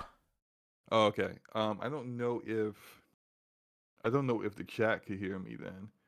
I don't think they could, because you wasn't coming through your desktop audio. It wasn't coming through on desktop audio either. Okay. So what I was saying was, I think I beat it in around like 20, like maybe just over 20, anywhere between 20 and 22 hours. Mm-hmm. I beat God of War, and then like I think I killed one of the Valkyries, and then I think around that time Detroit Become Human came out. Okay. So I think Detroit Became Human. Okay, Robbie. So you guys couldn't hear me. Okay, yeah. So like this is what I was saying. Detroit Become Human came out, and that is what got me off of God of War after I beat it to play something else. You know how I am. I beat a game, I'm on to the next one. And I uninstall my game so I don't need additional storage. How about that, right? So yeah, that's what I ended up doing. So I can see myself doing the same for this. But what I was saying is that I could see people potentially have put like close to 40 hours in the first one if you beat the game and then you went, through to beat all the Valkyries. Like I'm pretty sure people check their game time, that they probably have somewhere in like the high 30-hour range. Yeah. And I wonder if that is the case. When I beat the game, I was at 32. When I actually beat the game, that was before I went and did Valkyrie. Because I beat the game before I did Valkyrie stuff. So I was at 32 when I beat it. Okay. Yeah, I was somewhere in the 20s. I know it didn't take me. I wasn't in the 30s when I beat the game. But like, yeah, I can see like for this one, whatever version of Valkyries there is in Ragnarok, that to do everything, to complete all content, to get the platinum, that it may take you like 40 hours. Yeah, so I it's can up see there. So like I think there's a misconception with this rumor where people are thinking like, oh, it's a 40-hour game, and people get this assumption in their mind that that's the main story, that's the main missions, like all to do the main story from beginning to end is 40 hours. Nah. Yeah, there's a difference between story completion and completionist. Yes. Those are two different things. But shout out to Everborn Saga in the chat. What's up, man? What's up, Everborn? Shout out to you, bro. All right, well, let's move forward from first of all, do you think God of War is going to come out next year? Oh yeah, absolutely. You think no delays, no nothing? Nah. I think no one believed them when they said it was going to come out at the end of this year. No, we said that as soon as we saw. We was like, we said that's bait. We was like, that's bait. Teaser trailer with literally zeros, like not even a second of actual content of the game, and say it's coming out in a year. I don't believe you. I'm sorry. No. Especially when you say Horizon Zero Dawn was 2021, and we was like, oh yeah, God of War definitely. And then they said 2021 for God of War. We was like, first of all, they ain't gonna release both those games in the same year. No, they two big games. I think it's gonna come out like September 2022 at the latest. You think that late? I think they're gonna stick to the whole March theme, because that's when it came out in 2018. That's definitely a possibility. Actually, no, it was April 20th. It was April 20th. It was April 20th. That's definitely a possibility. They might be shooting for April. I mean, Horizon Forbidden West is February. It's February. Same month it came in last time. Right, and that's enough time, but in between exclusives for them, giving it just like 60 days in between. I think between their big ones, I think they're still going to have a lot of sprinkling in between, but when it comes to their major tempos, yeah, I think that's more than enough time for the next big one. Right. So yeah, it's what I meant by like at the latest, like let's say it ends up getting delayed because it's just not quite ready yet, then I think at the latest they would go is like September. Right. Because they typically don't like to release their first party games in that holiday window. Right. Unless they have to, like when they're releasing a console, then of course they will. Right. So moving on to the next thing, and I know this was mostly all B money, so we won't spend that much time on it because I don't want to bore Slummo to death. Oh yeah. NBA 2K22 impressions. I played quite a bit of it. It's actually pretty fun. I haven't played with our homeboy dealer yet. We haven't did the team up stuff yet, so still waiting to do that. But let's be for real, it's more 2K. That's literally all it is, and they know how to take people's money and spend it on absolutely nothing.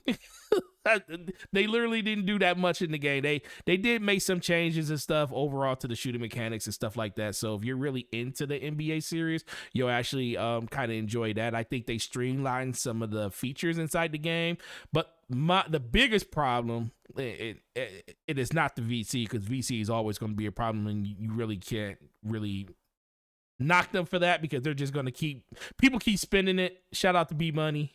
They spend the money and they're going to keep doing this, so that's not a thing. But what I want to ask you, Slow-Mo, and this is something you can really speak to, is problems in video games. Like 2K is one of those games that has notoriously always had issues when it comes to their launch.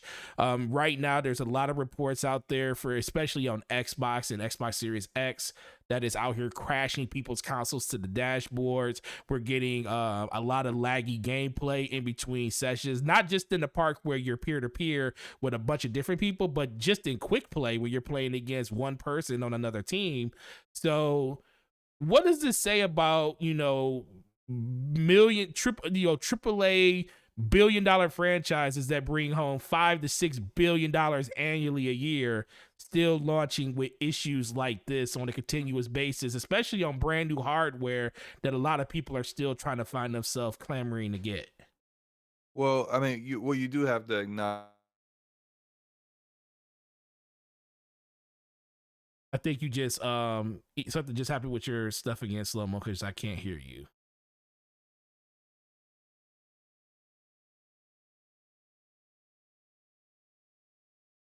Slow-Mo's missing again, y'all. He'll be back in a second. I guess I'll give you my opinion on it as of right now. I just think it sucks. I think in general, there's too much money being made on this franchise to shore up the back end of all of the stuff that's going on. And I understand that these games are made every year. It's only like a 6 to 7 month development cycle. As soon as they put out the new one, as soon as they put out the current one, they're working on a new one instantly. They have skeleton teams working on patches and stuff. Unless it's something really, really big or something really, really annoying, you have stuff like this. I just think in general, it's more of like you keep reaping what you sow. You put your money down on these type of games and stuff, and you just keep getting, bad apples and stuff like that. Is it horrible? Is it to the point where it's unplayable? No, but for some people, it is an unplayable experience and stuff. And I don't know how many of you guys out there play this game, or just games in general. It goes back to games like Cyberpunk and stuff. Cyberpunk is like the most notorious one over the course of the last, year, 2 years, where you buy a product, a product that you feel like is viable, and it's not working as intended when it first comes out. And and it still sells, even when they did refunds on a mass level and told people you can get your money back on Xbox, PlayStation, PC, take it to a GameStop or a Best Buy, get all your money back. Literally at the end of that month, they announced that they still sold 13 million copies. And that's after they did a massive amount of refunds. So what does that say about us when it comes to us putting money down and speaking with our wallet and stuff like that? So like I said, it's not the end of the world. The game isn't flat out broken like Cyberpunk was when it came out, but it's still just, it kind of irks me a little bit that we have these billion-dollar franchises out there, and this is still it still kind of reminds me of the fact that these developers and these publishers, I won't say developers, publishers, because developers just make the games. Publishers are the ones that don't get enough time to actually make sure that these stuff is ready to go like they should be.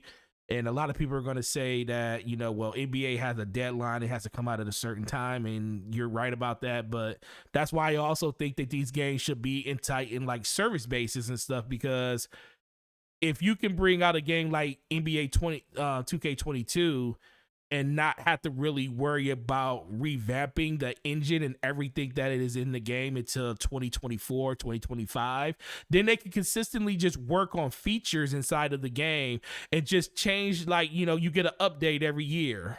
A new roster update, you pay for the roster update, you keep the same game you got. It's pretty much a count to what Destiny does with Destiny 2. Destiny 2 is not the same game that it was in 2017 when it released. It's a completely different experience. We got the PC version over on Xbox and PlayStation now. It plays like a dream. They then had different names. Destiny 2. It's right now is the one that comes out of February is Witch Queen. So Destiny 2, the Witch Queen. So why can't we get that for our sports games? Why can't we get that for a lot of games that we play that kind of interact like this? And that's kind of the way I feel about this, especially in the world of services like Game Pass and PlayStation Now. They make too much money. I know people are gonna say they make too much money to do that. But it still is disappointing that, like I said, billion-dollar franchises still deal with these issues. Like, it's something that we should stand for. Let me look at the chat. Big Mike says slow-mo botted out. Yeah, he absolutely did. Arodimus says Elden Ring in June. Yeah, a lot of people can't wait for that, especially if you're a Souls fan. John XSX says, what's the last version of NBA 2K was crashing consoles also? Yeah, it's a consistent thing. It seems like it's every year you have forum after forum talking about games being, the game crashing from other people and everything that's going on. We got Arodimus. He says Take-Two is going the way of the dodo with, and that's why Treyarch, Amazon, and Microsoft will own them. Look, man, as long as whoever decides or whoever can officially purchase them, their meal ticket is Grand Theft Auto. And right now, Take-Two is kind of at odds with Rockstar because Rockstar doesn't make games fast enough for their taste. What's up, Slomo? You back, baby? What's up? What happened? I have no idea. Like they basically said you fell asleep. As far as I'm concerned, on my side of things, like I see myself lighting up in Discord, and it looks like I'm with you, but I'm not, apparently. Yeah, you weren't. Well, you kept the conversation going and stuff, but it was like, yeah, you were gone, like your audio levels were gone and everything. I couldn't hear you through my. And I think it may have been I don't know what it was, because like I did you reset Discord and everything? I reset Discord, and then I came back in and it still went. So I went on ahead and just full on just restarted the entire computer. Oh, which I haven't done a restart my computer in. But yeah, I know how that is. So so that probably was what the deal was. Actually, no. I actually had shut my computer off last night when I did some updates. So that's probably those new Windows updates did it to you. Yeah, as usual. Like I try to avoid it as long as I can because I know they just screw things up. But it is what it is. Like, yeah. So I'm back. Hopefully, I don't have these issues going forward. No, yeah, you're good. We carried the conversation. I know I ain't missing much because you're just talking about 2K. Yeah. Said Capono said, don't remind me, Forte. We got Cyberpunk, and then he says the publisher probably the ones that's making the dev show us the CGI. Then Darkseid says, my God, you said 2K25 is unreal. listen 2K25 is crazy. I talked, and I mean, someone you could talk to that too, but I'm gonna ask you the same question I asked you earlier. First, what do you think about the state of games coming out, billion-dollar franchises that people consistently put their money in? 2K is one of them. Cyberpunk was another one. Not trying to rehash that thing, but it kind of falls in the same lane. And then after that, what do you think about, because 2K sports games have very, very short development cycles. Where you literally see them put the game out, and then usually a skeleton key team is the one that's working on it, fixing any bugs while they start working on the next one, because the next game is literally being made within 7 months for 2K23. Right. What do you think at the longest it's like 9 months. 9 months at the longest before they had to do a hard cutoff at like 9 months to get it ready. Yeah. For launch, and so so what do you think about time? Yeah, and I just told everybody in chat my thoughts on it, but what do you think on top of that about You know, we're living in a world of service-based stuff. We got Game Pass, we got PlayStation Now, we got all these different avenues to be able to try our games. What do you think about games like 2K, Madden, and stuff? Instead of giving us yearly releases, giving us just yearly updates where you buy updates for the game, and they basically do like the whole Destiny route where it's basically a platform and they just change the name and they update it, like pretty much like Warzone. Yeah, Warzone does the they same they thing. should have been did that. They should have been did that. They should have It been didn't. gone to that. But Yeah. they don't because they know that people be like, I know you ain't gonna charge me full price for that. Which essentially that's what they're doing anyway, with like very minor upgrades Yep. per year.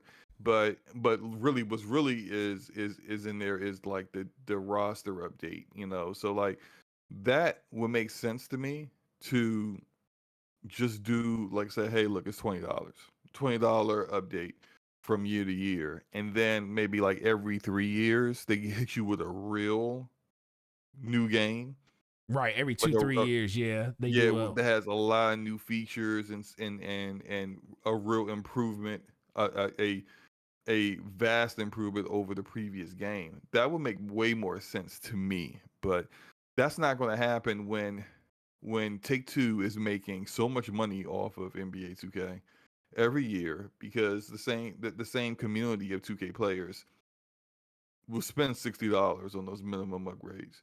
And in addition, $60 plus all the VC to create their player all over again and Well, I feel to like you can still do that. Like if you want to like hard code it and say you still have to like restart your character every season, there's a new character restart. see, I can see people being like, man, it's the same game and I gotta restart my character over. Yeah, you're right. I mean, It's like there's a there's this give and take. illusion Yeah, that you're actually playing a new game when but you're not. really not. Yeah, and so that illusion goes away when you don't have a new release, and then you just do a minimum update and be like, you know, just continue on with your player. Like the way I think it's designed right now is that so many people are so used to the current cadence and they've agreed to it. Right, I agree, 100%. So it's what yes, as far as improvements and quality of the game, they really should go that route where they just give you an update that you pay for annually, and then like every 3 or 4 years they hit you with actual real new game that is a huge improvement over the previous one. But it's never going to happen when the way people spend money on it, Right. and No. they will be bringing in less money by doing that. That's less VC that they're going to be getting on an annual basis, Mm-hmm. and that's less upfront money they're getting off of the price of the game. Take-Two is never going to do that. EA with the Ultimate Team cards and all that stuff, they're never going to do that stuff. Right. Yeah. No, I agree. Well, guess what, Slomo? You actually made it to a through a 2K conversation. Well, you technically didn't. You left and came back. I kind of really did. You left and came I think back. my computer was not having it. Your computer caught a code. It caught a code. It was like, I am not here for this 2K conversation. I'm Exactly. shutting it down. Yep, exactly. So, Battlefield 2042 delayed. I hate to say that I hate to say that I didn't see this coming because I definitely saw it coming. And a lot of people, I don't know if you got into the technical beta. I didn't get into it. I talked to a couple, not even beta, was an alpha. I know people that got into it, and word on the street was it was pretty bad. The peer-to-peer was horrible. It seemed like there was no. When you say bad, you mean like the gunplay was bad? No, performed bad. No, performance was bad. Oh, okay. So performance was bad, not the actual game. No. Yeah, the performance was bad. Well, look, that's what an alpha's for. It's not there really for you to enjoy the game. It's there for you to play the game, help them figure out what's wrong, and get it better by launch. That's what you're really there for. Although a lot of people sign up for this stuff just so they can play it early. And then they get mad when it's like buggy, like, and they treat it like it's a full on release. Yeah. Of course, it's not. It's an alpha. It's not. You're going to have disconnect issues. You're going to have all kinds of problems with the game that if they happen during the full release in November, that's a problem. And now you definitely have full rights to complain about it. But right. this is what it's supposed to be right now. The beta should have, well, probably not as many issues, but some issues that you should be addressing and talking to Dice or EA support and helping them get these things figured out before it launches. When you have a multiplayer game, especially a multiplayer game where literally all aspects of the game is multiplayer, Yeah. they need to do these kind of like flights and alphas and betas in order to make sure that when the full game launches that you don't have these issues. Now I feel like because this is Battlefield and Dice and we've seen so many times, it's gonna have issues at launch anyway. But at least with these kind of things, you will have less issues than you could potentially have. And that delay, yeah, that's not shocking whatsoever. Especially once they know where they now know where Halo Infinite's release date is. And they came out with their release date before Halo Infinite and Call of Duty, right? No, after Call of Duty. November 17th? I thought they showed their release date at E3 for Oh, Battlefield. no, they showed the release date. Oh, you talking about when they showed it? Yeah, so like Oh, it was they were the coming out first. before. It was coming out first. Right. Yeah, it was coming So out in October. Yeah. Now they have they have the luxury of knowing where Call their of Duty- competition yeah. is dropping, and so they could say, "All right, well, we could delay a little bit and still." Well, they're be coming ahead. out literally in the middle of both games. They're coming out 2 weeks after Call of Duty and 2 weeks before Halo. Right. So they got a little bit of breathing room, and the issues that they need to get worked out, they feel like we're not losing much by delaying it to this. So Right. I get it. No, yeah, and like I said, this is nothing surprising, especially after I heard all of the information coming out of the alpha and stuff. Like I said, people said it wasn't horrible. It was just real laggy, real just all over the place, which is to be kind of expected from a DICE game at launch. And it's not even at launch. It's just, I just want this game to come out, and I want it to be good because, man, I love some Battlefield, and there hasn't been anything even close to this type of game in forever. And the fact that we're Actually, you'll be shocked about to hear this. I Yeah, actually go ahead. installed Battlefield 4. What? We need to go Yeah. play, bro. You did it on your Xbox or a PC? On PC. Did you There's did no it? Did you crossplay, do? right? Did you do it through Game Pass? No, I did it through. No, I mean, do look, it. Game Download Pass it. is connected to EA Play Plus. I have EA Play Plus on PC, so it was just there. Is it I installed down? it. Oh, okay. So, yeah, if you link it to your thing, yeah, it's crossplay. There's Oh, okay. no, there is no crossplay. I'll just download it on PC and I'll play with you. Cool. I love Battlefield, dude. I don't There know should be what it crossplay. was. I think I was actually talking to a few people, and they were saying that Battlefield 4 is still the best, It is by the far. best Battlefield, and I was like, By far. I couldn't even remember. I know I played Battlefield 4. I couldn't remember playing it Man, because that it had been so long, and I was just like, well, let me go ahead and download it and see. that's see the how one it still Battlefield plays. that I played the most, man. It's nothing like it, man. It's pretty spectacular, but it had so many issues, and it took them 2 years to fix it. But once they fixed it, boy, it was good, and it was had a very deep pool of weapons. It was refreshing. It was good, and I agree. Whoever said that they feel like that was the best one, I agree with them 100%. I don't feel like Mike in the chat asks, "Are we playing the open beta for Call of Duty on PS5 this weekend?" I just told him now I'm gonna pass on that one, I'm man. good. That I thing. hate World War II Yep. in shooters. Yep. The guns are trash. They're always trash. Like you try to be authentic. Nobody want to play no relic. Play with relics. Y'all want to play with no MP5. I feel like I'm shooting those guns in the Civil War where you get one shot and you gotta pull the little thing out and put the gunpowder You in. don't want to and play with an pack it M1 down, Grand. muskets. Yeah, I ain't playing with no damn muskets and no first person shooter, man. Reload time takes 45 seconds. Get the freak out of here with that. I ain't playing that crap. God. Stop going back to World War II. I don't know why they keep doing it. I don't know who they are polling that says we want more World War II. Nobody wants that. I will say this: the single players for World War II are some of the best ones they do, though. So when it comes to single player, I actually enjoy it, but multiplayer, no. they don't care about single player no more. They don't care about the Yeah, campaigns like that. we know they So, don't, but still, even World War II single player was actually pretty cool. I actually like World War II single player, but when it comes man, to the multiplayer, that's the reason.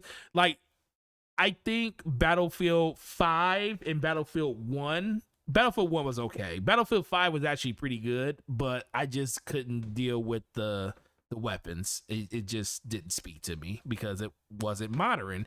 And you ain't trying to shoot no muskets, man. yeah, definitely. I couldn't. I was out. I was done. When they did 2 versions, when they was like, we're going to World War One, now we're going to World War Two. I'm Your good. shotgun is a blunderbuss or something. A Whatever it's bundle.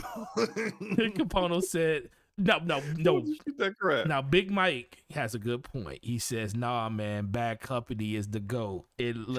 But people like Bad Company for its For campaign. his campaign, I will And agree, I have no 100% problem for the with campaign. campaigns that are focused around but when it comes to multiplayer, you want the guns to feel good. You want the gunplay to feel good. You don't want to have no ridiculous out of control recoil because the gun is they're trying to make the gun realistic to those times. Forget all that. I don't want to play that. I want modern shooters or I want futuristic.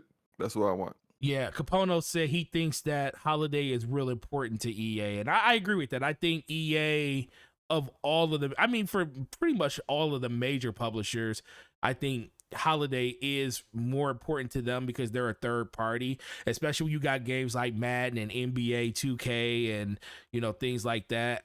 Call of Duty, games that people like clamor for, always sell well during the holidays. So that's why I think a lot of people do it. Do I feel like the holidays is as important as it used to be? Not really. It's only really important to the ones that sell the most, which is Call of Duty and stuff like that. And Madden's always going to chart during that time. And Grand Theft Auto, a 10-year-old game, for some reason, especially now that they got next gen features coming out, it's gonna probably be the #1 most sold game this holiday. No, Call of Duty probably will be. It'll be number 2. Call of Duty will be. Yeah, Call of Duty will be the Grand Theft Auto, the whatever version. It will be the enhanced version. I can't stand that. It'll be 2. About that. It's going to be number 2, right? Can you believe I'm so happy that trailer got downvoted to hell on YouTube. They did. They killed that trailer. Enhanced version. What is enhanced? But guess what, Slow-Mo? The only thing that's enhanced is the revenues that y'all getting off of this because it looks just like the early last gen version of the game. It don't look no different. Like, what are you talking about? What's enhanced? But guess what, Slow-Mo? All of those people that downvoted it, they're going to contribute to the game being the #2 most sold game this holiday. Right. Yeah, you're right. So they're going to hate it and still play it. Yep, exactly. Just like Destiny players do with Destiny. So, I understand how that works.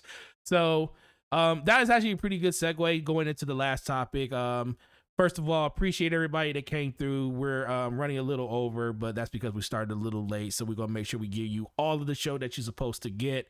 But last topic is going to be diving into February. We just talked about how the holiday for a lot of these developers are super important. But for people like Sony and a couple of other developers, they feel like February is the new hotness. We got Horizon Zero Dawn coming out. We got games like Dying Light moving its date out to that point. Slow-Mo, what is your thoughts on the month of February? First of all, is that the new hotness? And what games do you actually think are going to launch in the month of February of next year? I think Horizon Forbidden West is definitely going to launch. Everything else is up in the air. I think you may have some games that are moving out of the way of Horizon. But it's not really just February because it's still kind of like surrounding February. For example, it's mostly everything after February, like March and late January. Yeah, because Elden Ring is January 22nd. Yep. And then you got Horizon Forbidden West February 18th. So that's like in the middle of the month. The new Saints Row. Right. the new and improved is Saints. A week after Horizon Forbidden West. That thing is going to bomb epically. Yep. Then you got Gran Turismo 7 a week after that. Yep, March 4th. And then you got GTA somewhere in March. Marvel's Midnight Suns, which is going to bomb as well. and then at the end of March, Tiny Tina's Wonderland, which I'm all in for. The only thing out of here that I'm going to get is Horizon Forbidden West and Tiny Tina's Wonderland. So for me, this is good. I'm fine. But I do think that like you may see some of these other developers, they may have some stuff they may want to update. They may be having some issues trying to get the game polished before launch, and then they're looking at like the release window like it's pretty crowded here because this has happened like for the past 2 years. Games that were supposed to be out at the holiday of this year get pushed to February, and February is just easy to push it there because it's like in the middle of the quarter. I mean, sorry, it's the end of the quarter, and so they get pushed to that, and then they get pushed a little bit further. Right. So, matter of fact, wasn't Dying Light? I think they pushed, didn't they? I feel like Dying Light was definitely. It was this year, and they pushed it. It's February 4th. Yeah. Dying Light is February 4th. So Dying Light's in that release window, and there's a lot of people that are hyped for that. So, that's only a few like a little bit more than a week out from Elden Ring. Mm-hmm. Sifu was in February. That's Yep. one. Let me because I'm looking pulling at a up. different list I'm here. pulling up the list now for February. So as of right now, we have Dying Light, we have King of Fighters, Horizon Zero Dawn, well, Horizon Forbidden West, Destiny 2: The Witch Queen, Sifu, Saints Row, and Tiny Tina. No, Tiny Tina's in March. I'm sorry, but those are the ones that are in what's the name. Yeah, and so let's see, Vampire the Masquerade is in there too. That's gonna bomb. Yeah. Look, for February, But you also got Elden Ring, like you said. If you want to say stuff that's right around February, like you see Elden Rainbow Ring, Six Extraction Yep. is at the end of January. Yep, Rainbow Six Extraction is, Elden Ring is, Pokemon Legend Arceus is, and then if you go to March, Pathfinder, Gran Turismo, and those are Pathfinder and Tiny Tina. Well, Tiny Tina is at the end of the month, but Gran Turismo is right at the beginning of the month on March 4th. So it was a pretty busy 5 weeks. But there's also a lot of variety in what they're showing. True. So I kind of feel like even though the publishers for these games might be a little skittish, that I don't think they need to be. Because the people who are going to play Rainbow Six Extraction are basically the people who've been playing Rainbow Six Siege. True. For the most part. Yeah, people that playing Destiny are the people that's going to get Witch Queen no matter what. Right. It's very different crowds. Yeah. None of those people are really like From Software fans. So From Software fans are going to play Elden Ring. And that's all they're going to play. They're going to miss the rest of this stuff. Borderlands fans are going to play Tiny Tina. All the Sony, hardcores are going to play Horizon Forbidden West. Sifu is going to have its crowd. There's so much. You can't look at any of these games and say, well, this game's like that game. Right. Like Dying Light 2 is not like Horizon Forbidden West. So although you got these people who are like the hardcore will try to play everything, but the majority of the people who buy these games aren't really looking to buy all this stuff. Like if I look at the entire first 3 months, the entire first quarter of 2022, I'm only interested in Horizon Forbidden West, Sifu, and Tiny Tina's Wonderland. That's 3 games out of all those games that are coming out. So I'm good. Yeah. I mean, I'm good too. That's why I was looking at I was like, it's not that bad for me, but I know a lot of people are going to be really interested in how the month's going to fall out for them and stuff. But overall, man, amazing show, Slow-Mo, even though you disappeared and ran to the bathroom twice. I did not go to the bathroom, man. Hey, I was sitting here trying to get this crap figured. Like, why? I'm talking. Both times I was talking, and it's like there was just like a feeling I had that you couldn't hear me. Yeah. And then I was like, hello, and I'm like, oh crap. You can't hear me again. We got a couple of things in the chat. Let me see. Capono says, I'm low-key hyped for Saints Row, but don't tell anyone.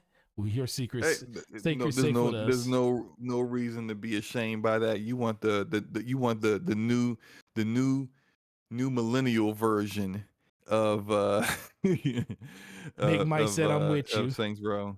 Big Mike said, I'm with you. Aronimus says, slow-mo. If they drop the final cut of Grounded in March, are you going to play it? And I responded to him in the chat. I said I'd rather eat glass. So the answer for that is a big no. He said Grounded will be game of the year 2022. Oh, okay. Capono says we're gonna be broke by March.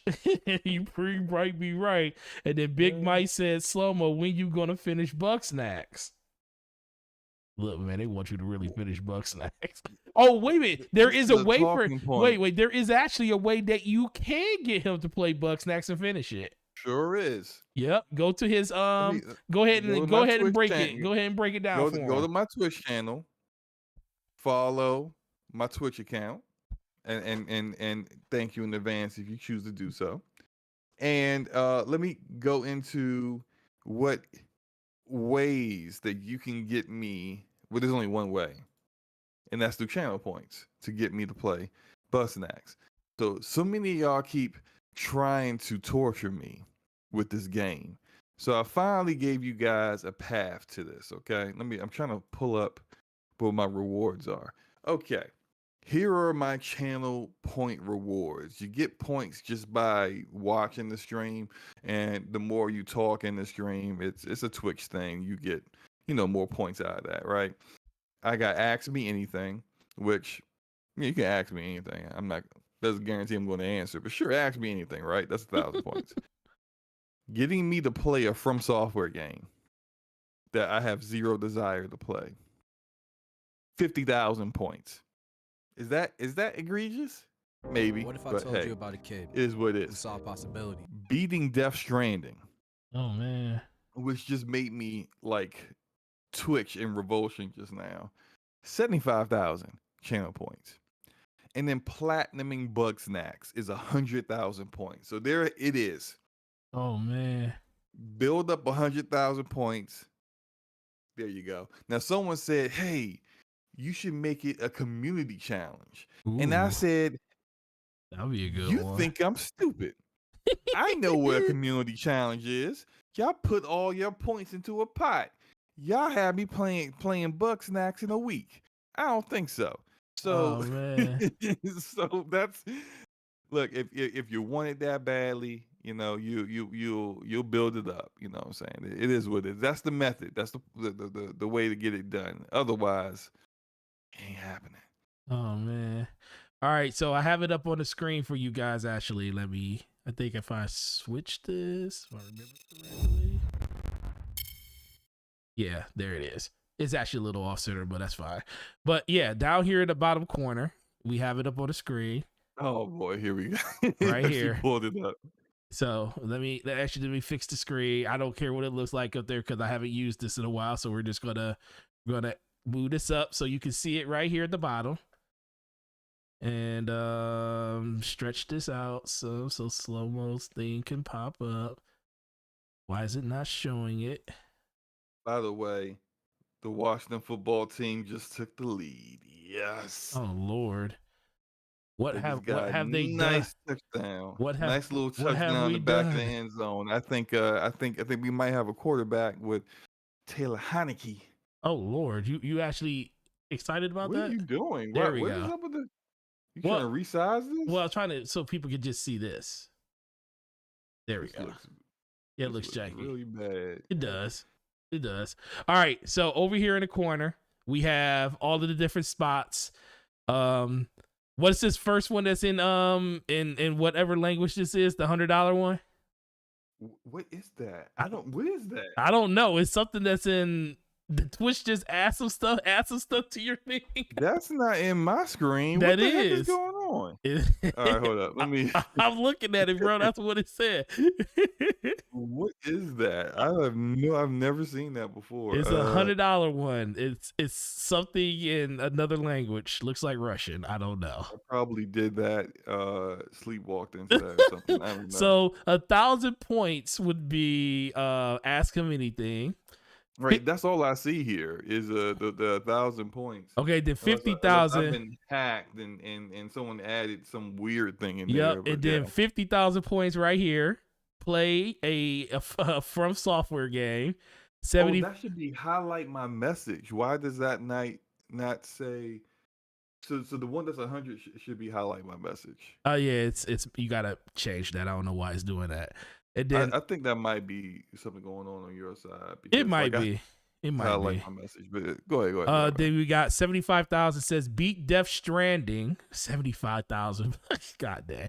And 100,000 points. I'm telling you, man. 100,000 points to beat to Platinum Bugsnax. Listen. Look, it's not that. Look, my boy hit me 2 days ago. Was like, I just added 50 points to my thing. I got a long way to go. hey, look.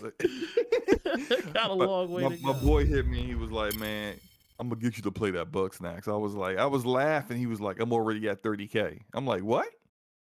Really? He's like, yeah, I'm at 30K.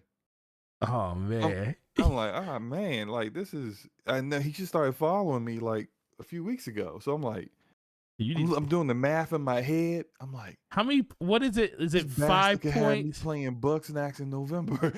Yeah. What is it, like 100,000? I mean, what is it, like 5 points for every minute or like 50 points for like every 5 minutes or something? Yeah, like it's that. something I like don't that. know. Oh, yeah, I'm it's gonna need like you. whatever it is. Like the more you talk, the more points you get. But still, like it's whatever it is. Like I know he don't never talk. I've never seen him talk in my streams. Mm-hmm. He just tell me after the fact. He was like, you when you was playing Psychonauts 2, like you suck at platforming, like stuff like that, right? Like I'm like, what are you talking about? Yeah, I was watching your stream. I'm like, but you didn't even say nothing. So he just lurks, which is fine. I don't mind people lurking. If people want to lurk, it's all good. Let's see. So everybody says, Erotimus said, wait for all those games to drop on PS Now. Capono says, support the devs. I know. Slow-Mo's. He said, Slow-Mo's internet. Let me see. At least Slow-Mo don't have to platinum Bugsnax. Oh, he might have to soon. He said, you should do a Big Mike said you should do a Twitch stream tonight. So he can get some points.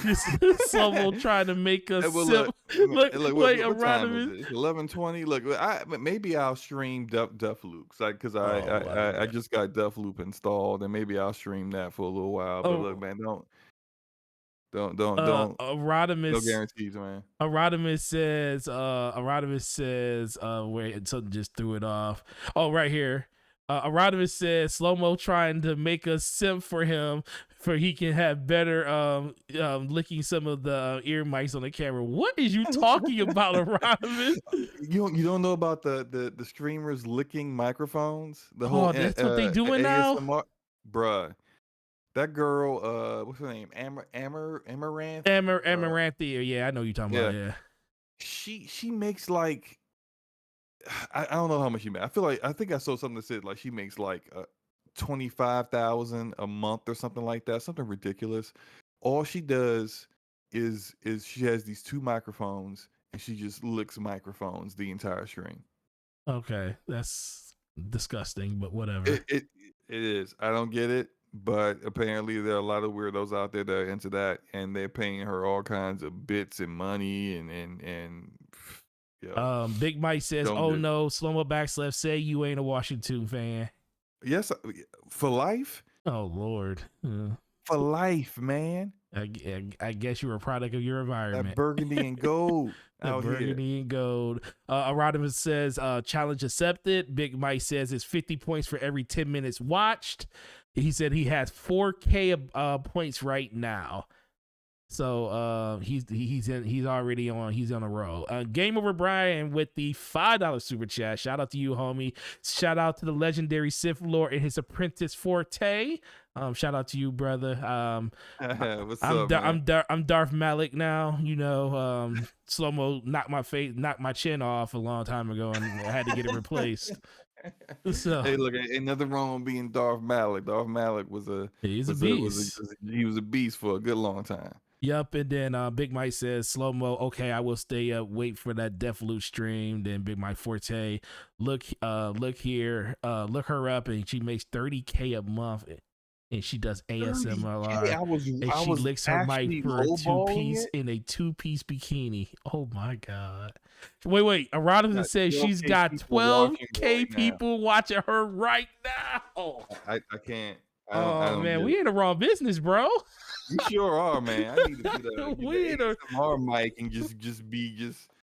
We in the wrong business, bro. We in the wrong business. Although, I mean, look, I ain't got all the quote unquote assets that she has. No, yeah, she got some assets. I ain't getting 12K people watching me lick a microphone. It's not happening. Oh, Lord Snorlax is still here. He's wide awake right now. You know, he had his vitamin D. So he's good. Pause. Yeah, pause. Pause. He ain't sleepy today. Big Mike says she sure does. But yeah, that was actually a really good one, Lord Solarlax last night. That was funny. But Slow-Mo, truly appreciate you, bro. As always, amazing doing the show with you, and I will always continue to do the show with you because you're more than just my co-host, and you're my friend, and I truly appreciate everything you bring to the show.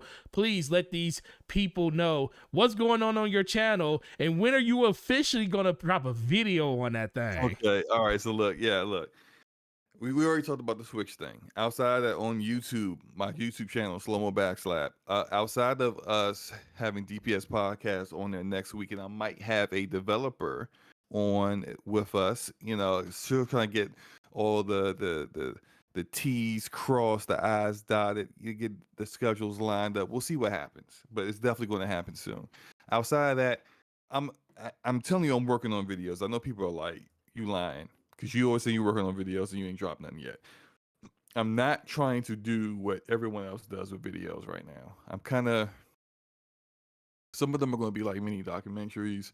Some of them are just going to be really kind of getting in deep into development of like questions people have all the time. Like, why is it so difficult to do black people's hair in video games? Or is it really difficult? Or devs just really lazy? Right. So I got a video out like that, and I'm still kind of doing my indie focus thing. You know, I'm a got a video I'm working on now about Project Eve, and that's coming out probably in another day or two. So I've got videos coming. Trust me. All right, Capona. Believe me. I got videos coming. Capona says, keep reading those books, Slow-Mo. Oh, of course, man. Of course, yeah. bro. So, yeah, as always, man, great time. But make sure you check us out next week for 52 on Slow-Mo's channel. Most of you guys are probably already subbed, but if you're not, it's Slow-Mo Backslap, same name that you see on the screen. And make sure you follow the DPS Twitter at the DPS Podcast _, and that's what that's at. And then make sure you follow us both on social media where you get all the information and stuff around that. But for myself, you're already here. Gaming Forte everywhere, YouTube, Twitter, Xbox Live, and PlayStation. And update for my channel, and this is something I was talking to Slow-Mo about earlier today. I come to a decision on this channel finally. As much as I love talking about Xbox, and that will continue to still happen on this channel, but mostly just due to DPS being on this channel. A lot of the stuff, first of all, it's kind of just not fun, just basing your channel. Not saying there's anything wrong with it, but for me, I don't have as much fun talking about console related stuff on a consistent basis because first of all, there's not enough of it, and 90% of the stuff that's talked about I don't really truly care about. Let's be for real about that. So for my channel, I'm just gonna go do the thing that I love doing the most, in which this channel was kind of built on it. It's basically going back to a Destiny channel. I'm turning it back into what it was initially. And there will still be slight Xbox stuff on the channel when it comes to stuff that actually breaks, that's actually really, really cool and really, really interesting to me, like mostly Halo stuff when that stuff comes around, because I'm a huge Halo fan. And when we get to like new gen consoles and stuff, we'll ramp back up on stuff like that. But for the most part, all I'm asking everybody to do is DPS ain't going nowhere. We're still going to have that on this channel. We're still going to have that on Slow-Mo's channel. So we'll still be rotating that. So you'll still get your fix there. But all I ask everybody here to do, because I know you support us for more than just the show and you support the content that we do, just when you see tweets on Twitter, just like them and retweet them and stuff like that so it can get out to other people. I come to the realization that stuff does way better on my channel anyways. When it comes to Destiny, I got a lot of followers based on that game because I play it all the time, and I feel like that's where my excitement level will be when it comes to making content for this channel. And that's kind of why it's kind of been dead on this channel, because I just haven't been wanting to make anything, and I didn't truly know if I just wanted to flip it back to Destiny. Yo, and the Big Mike in the chat said he wants to link up with you on Destiny, Forte.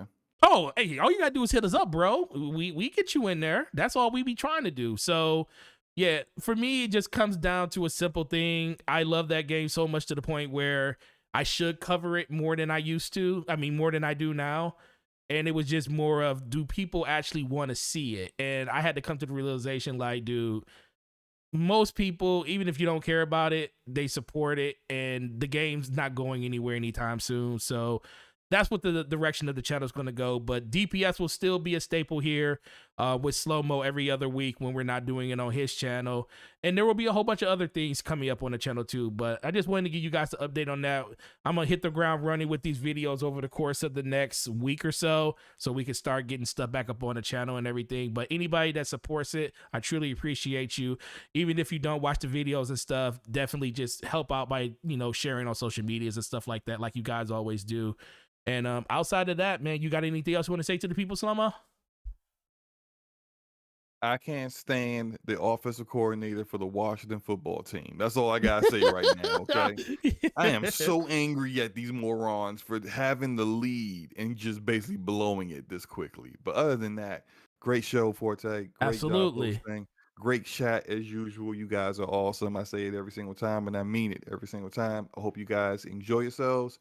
Have a great evening. Have a good night if you're about to go to sleep, or if you're, come hang out with the homie as I try out Deathloop in a few minutes, I guess. So we'll see what happens. But you guys take care and peace out. Yeah, definitely. Franco Tech says, good show. Now ready to go build up some bug snack points for Slow-Mo.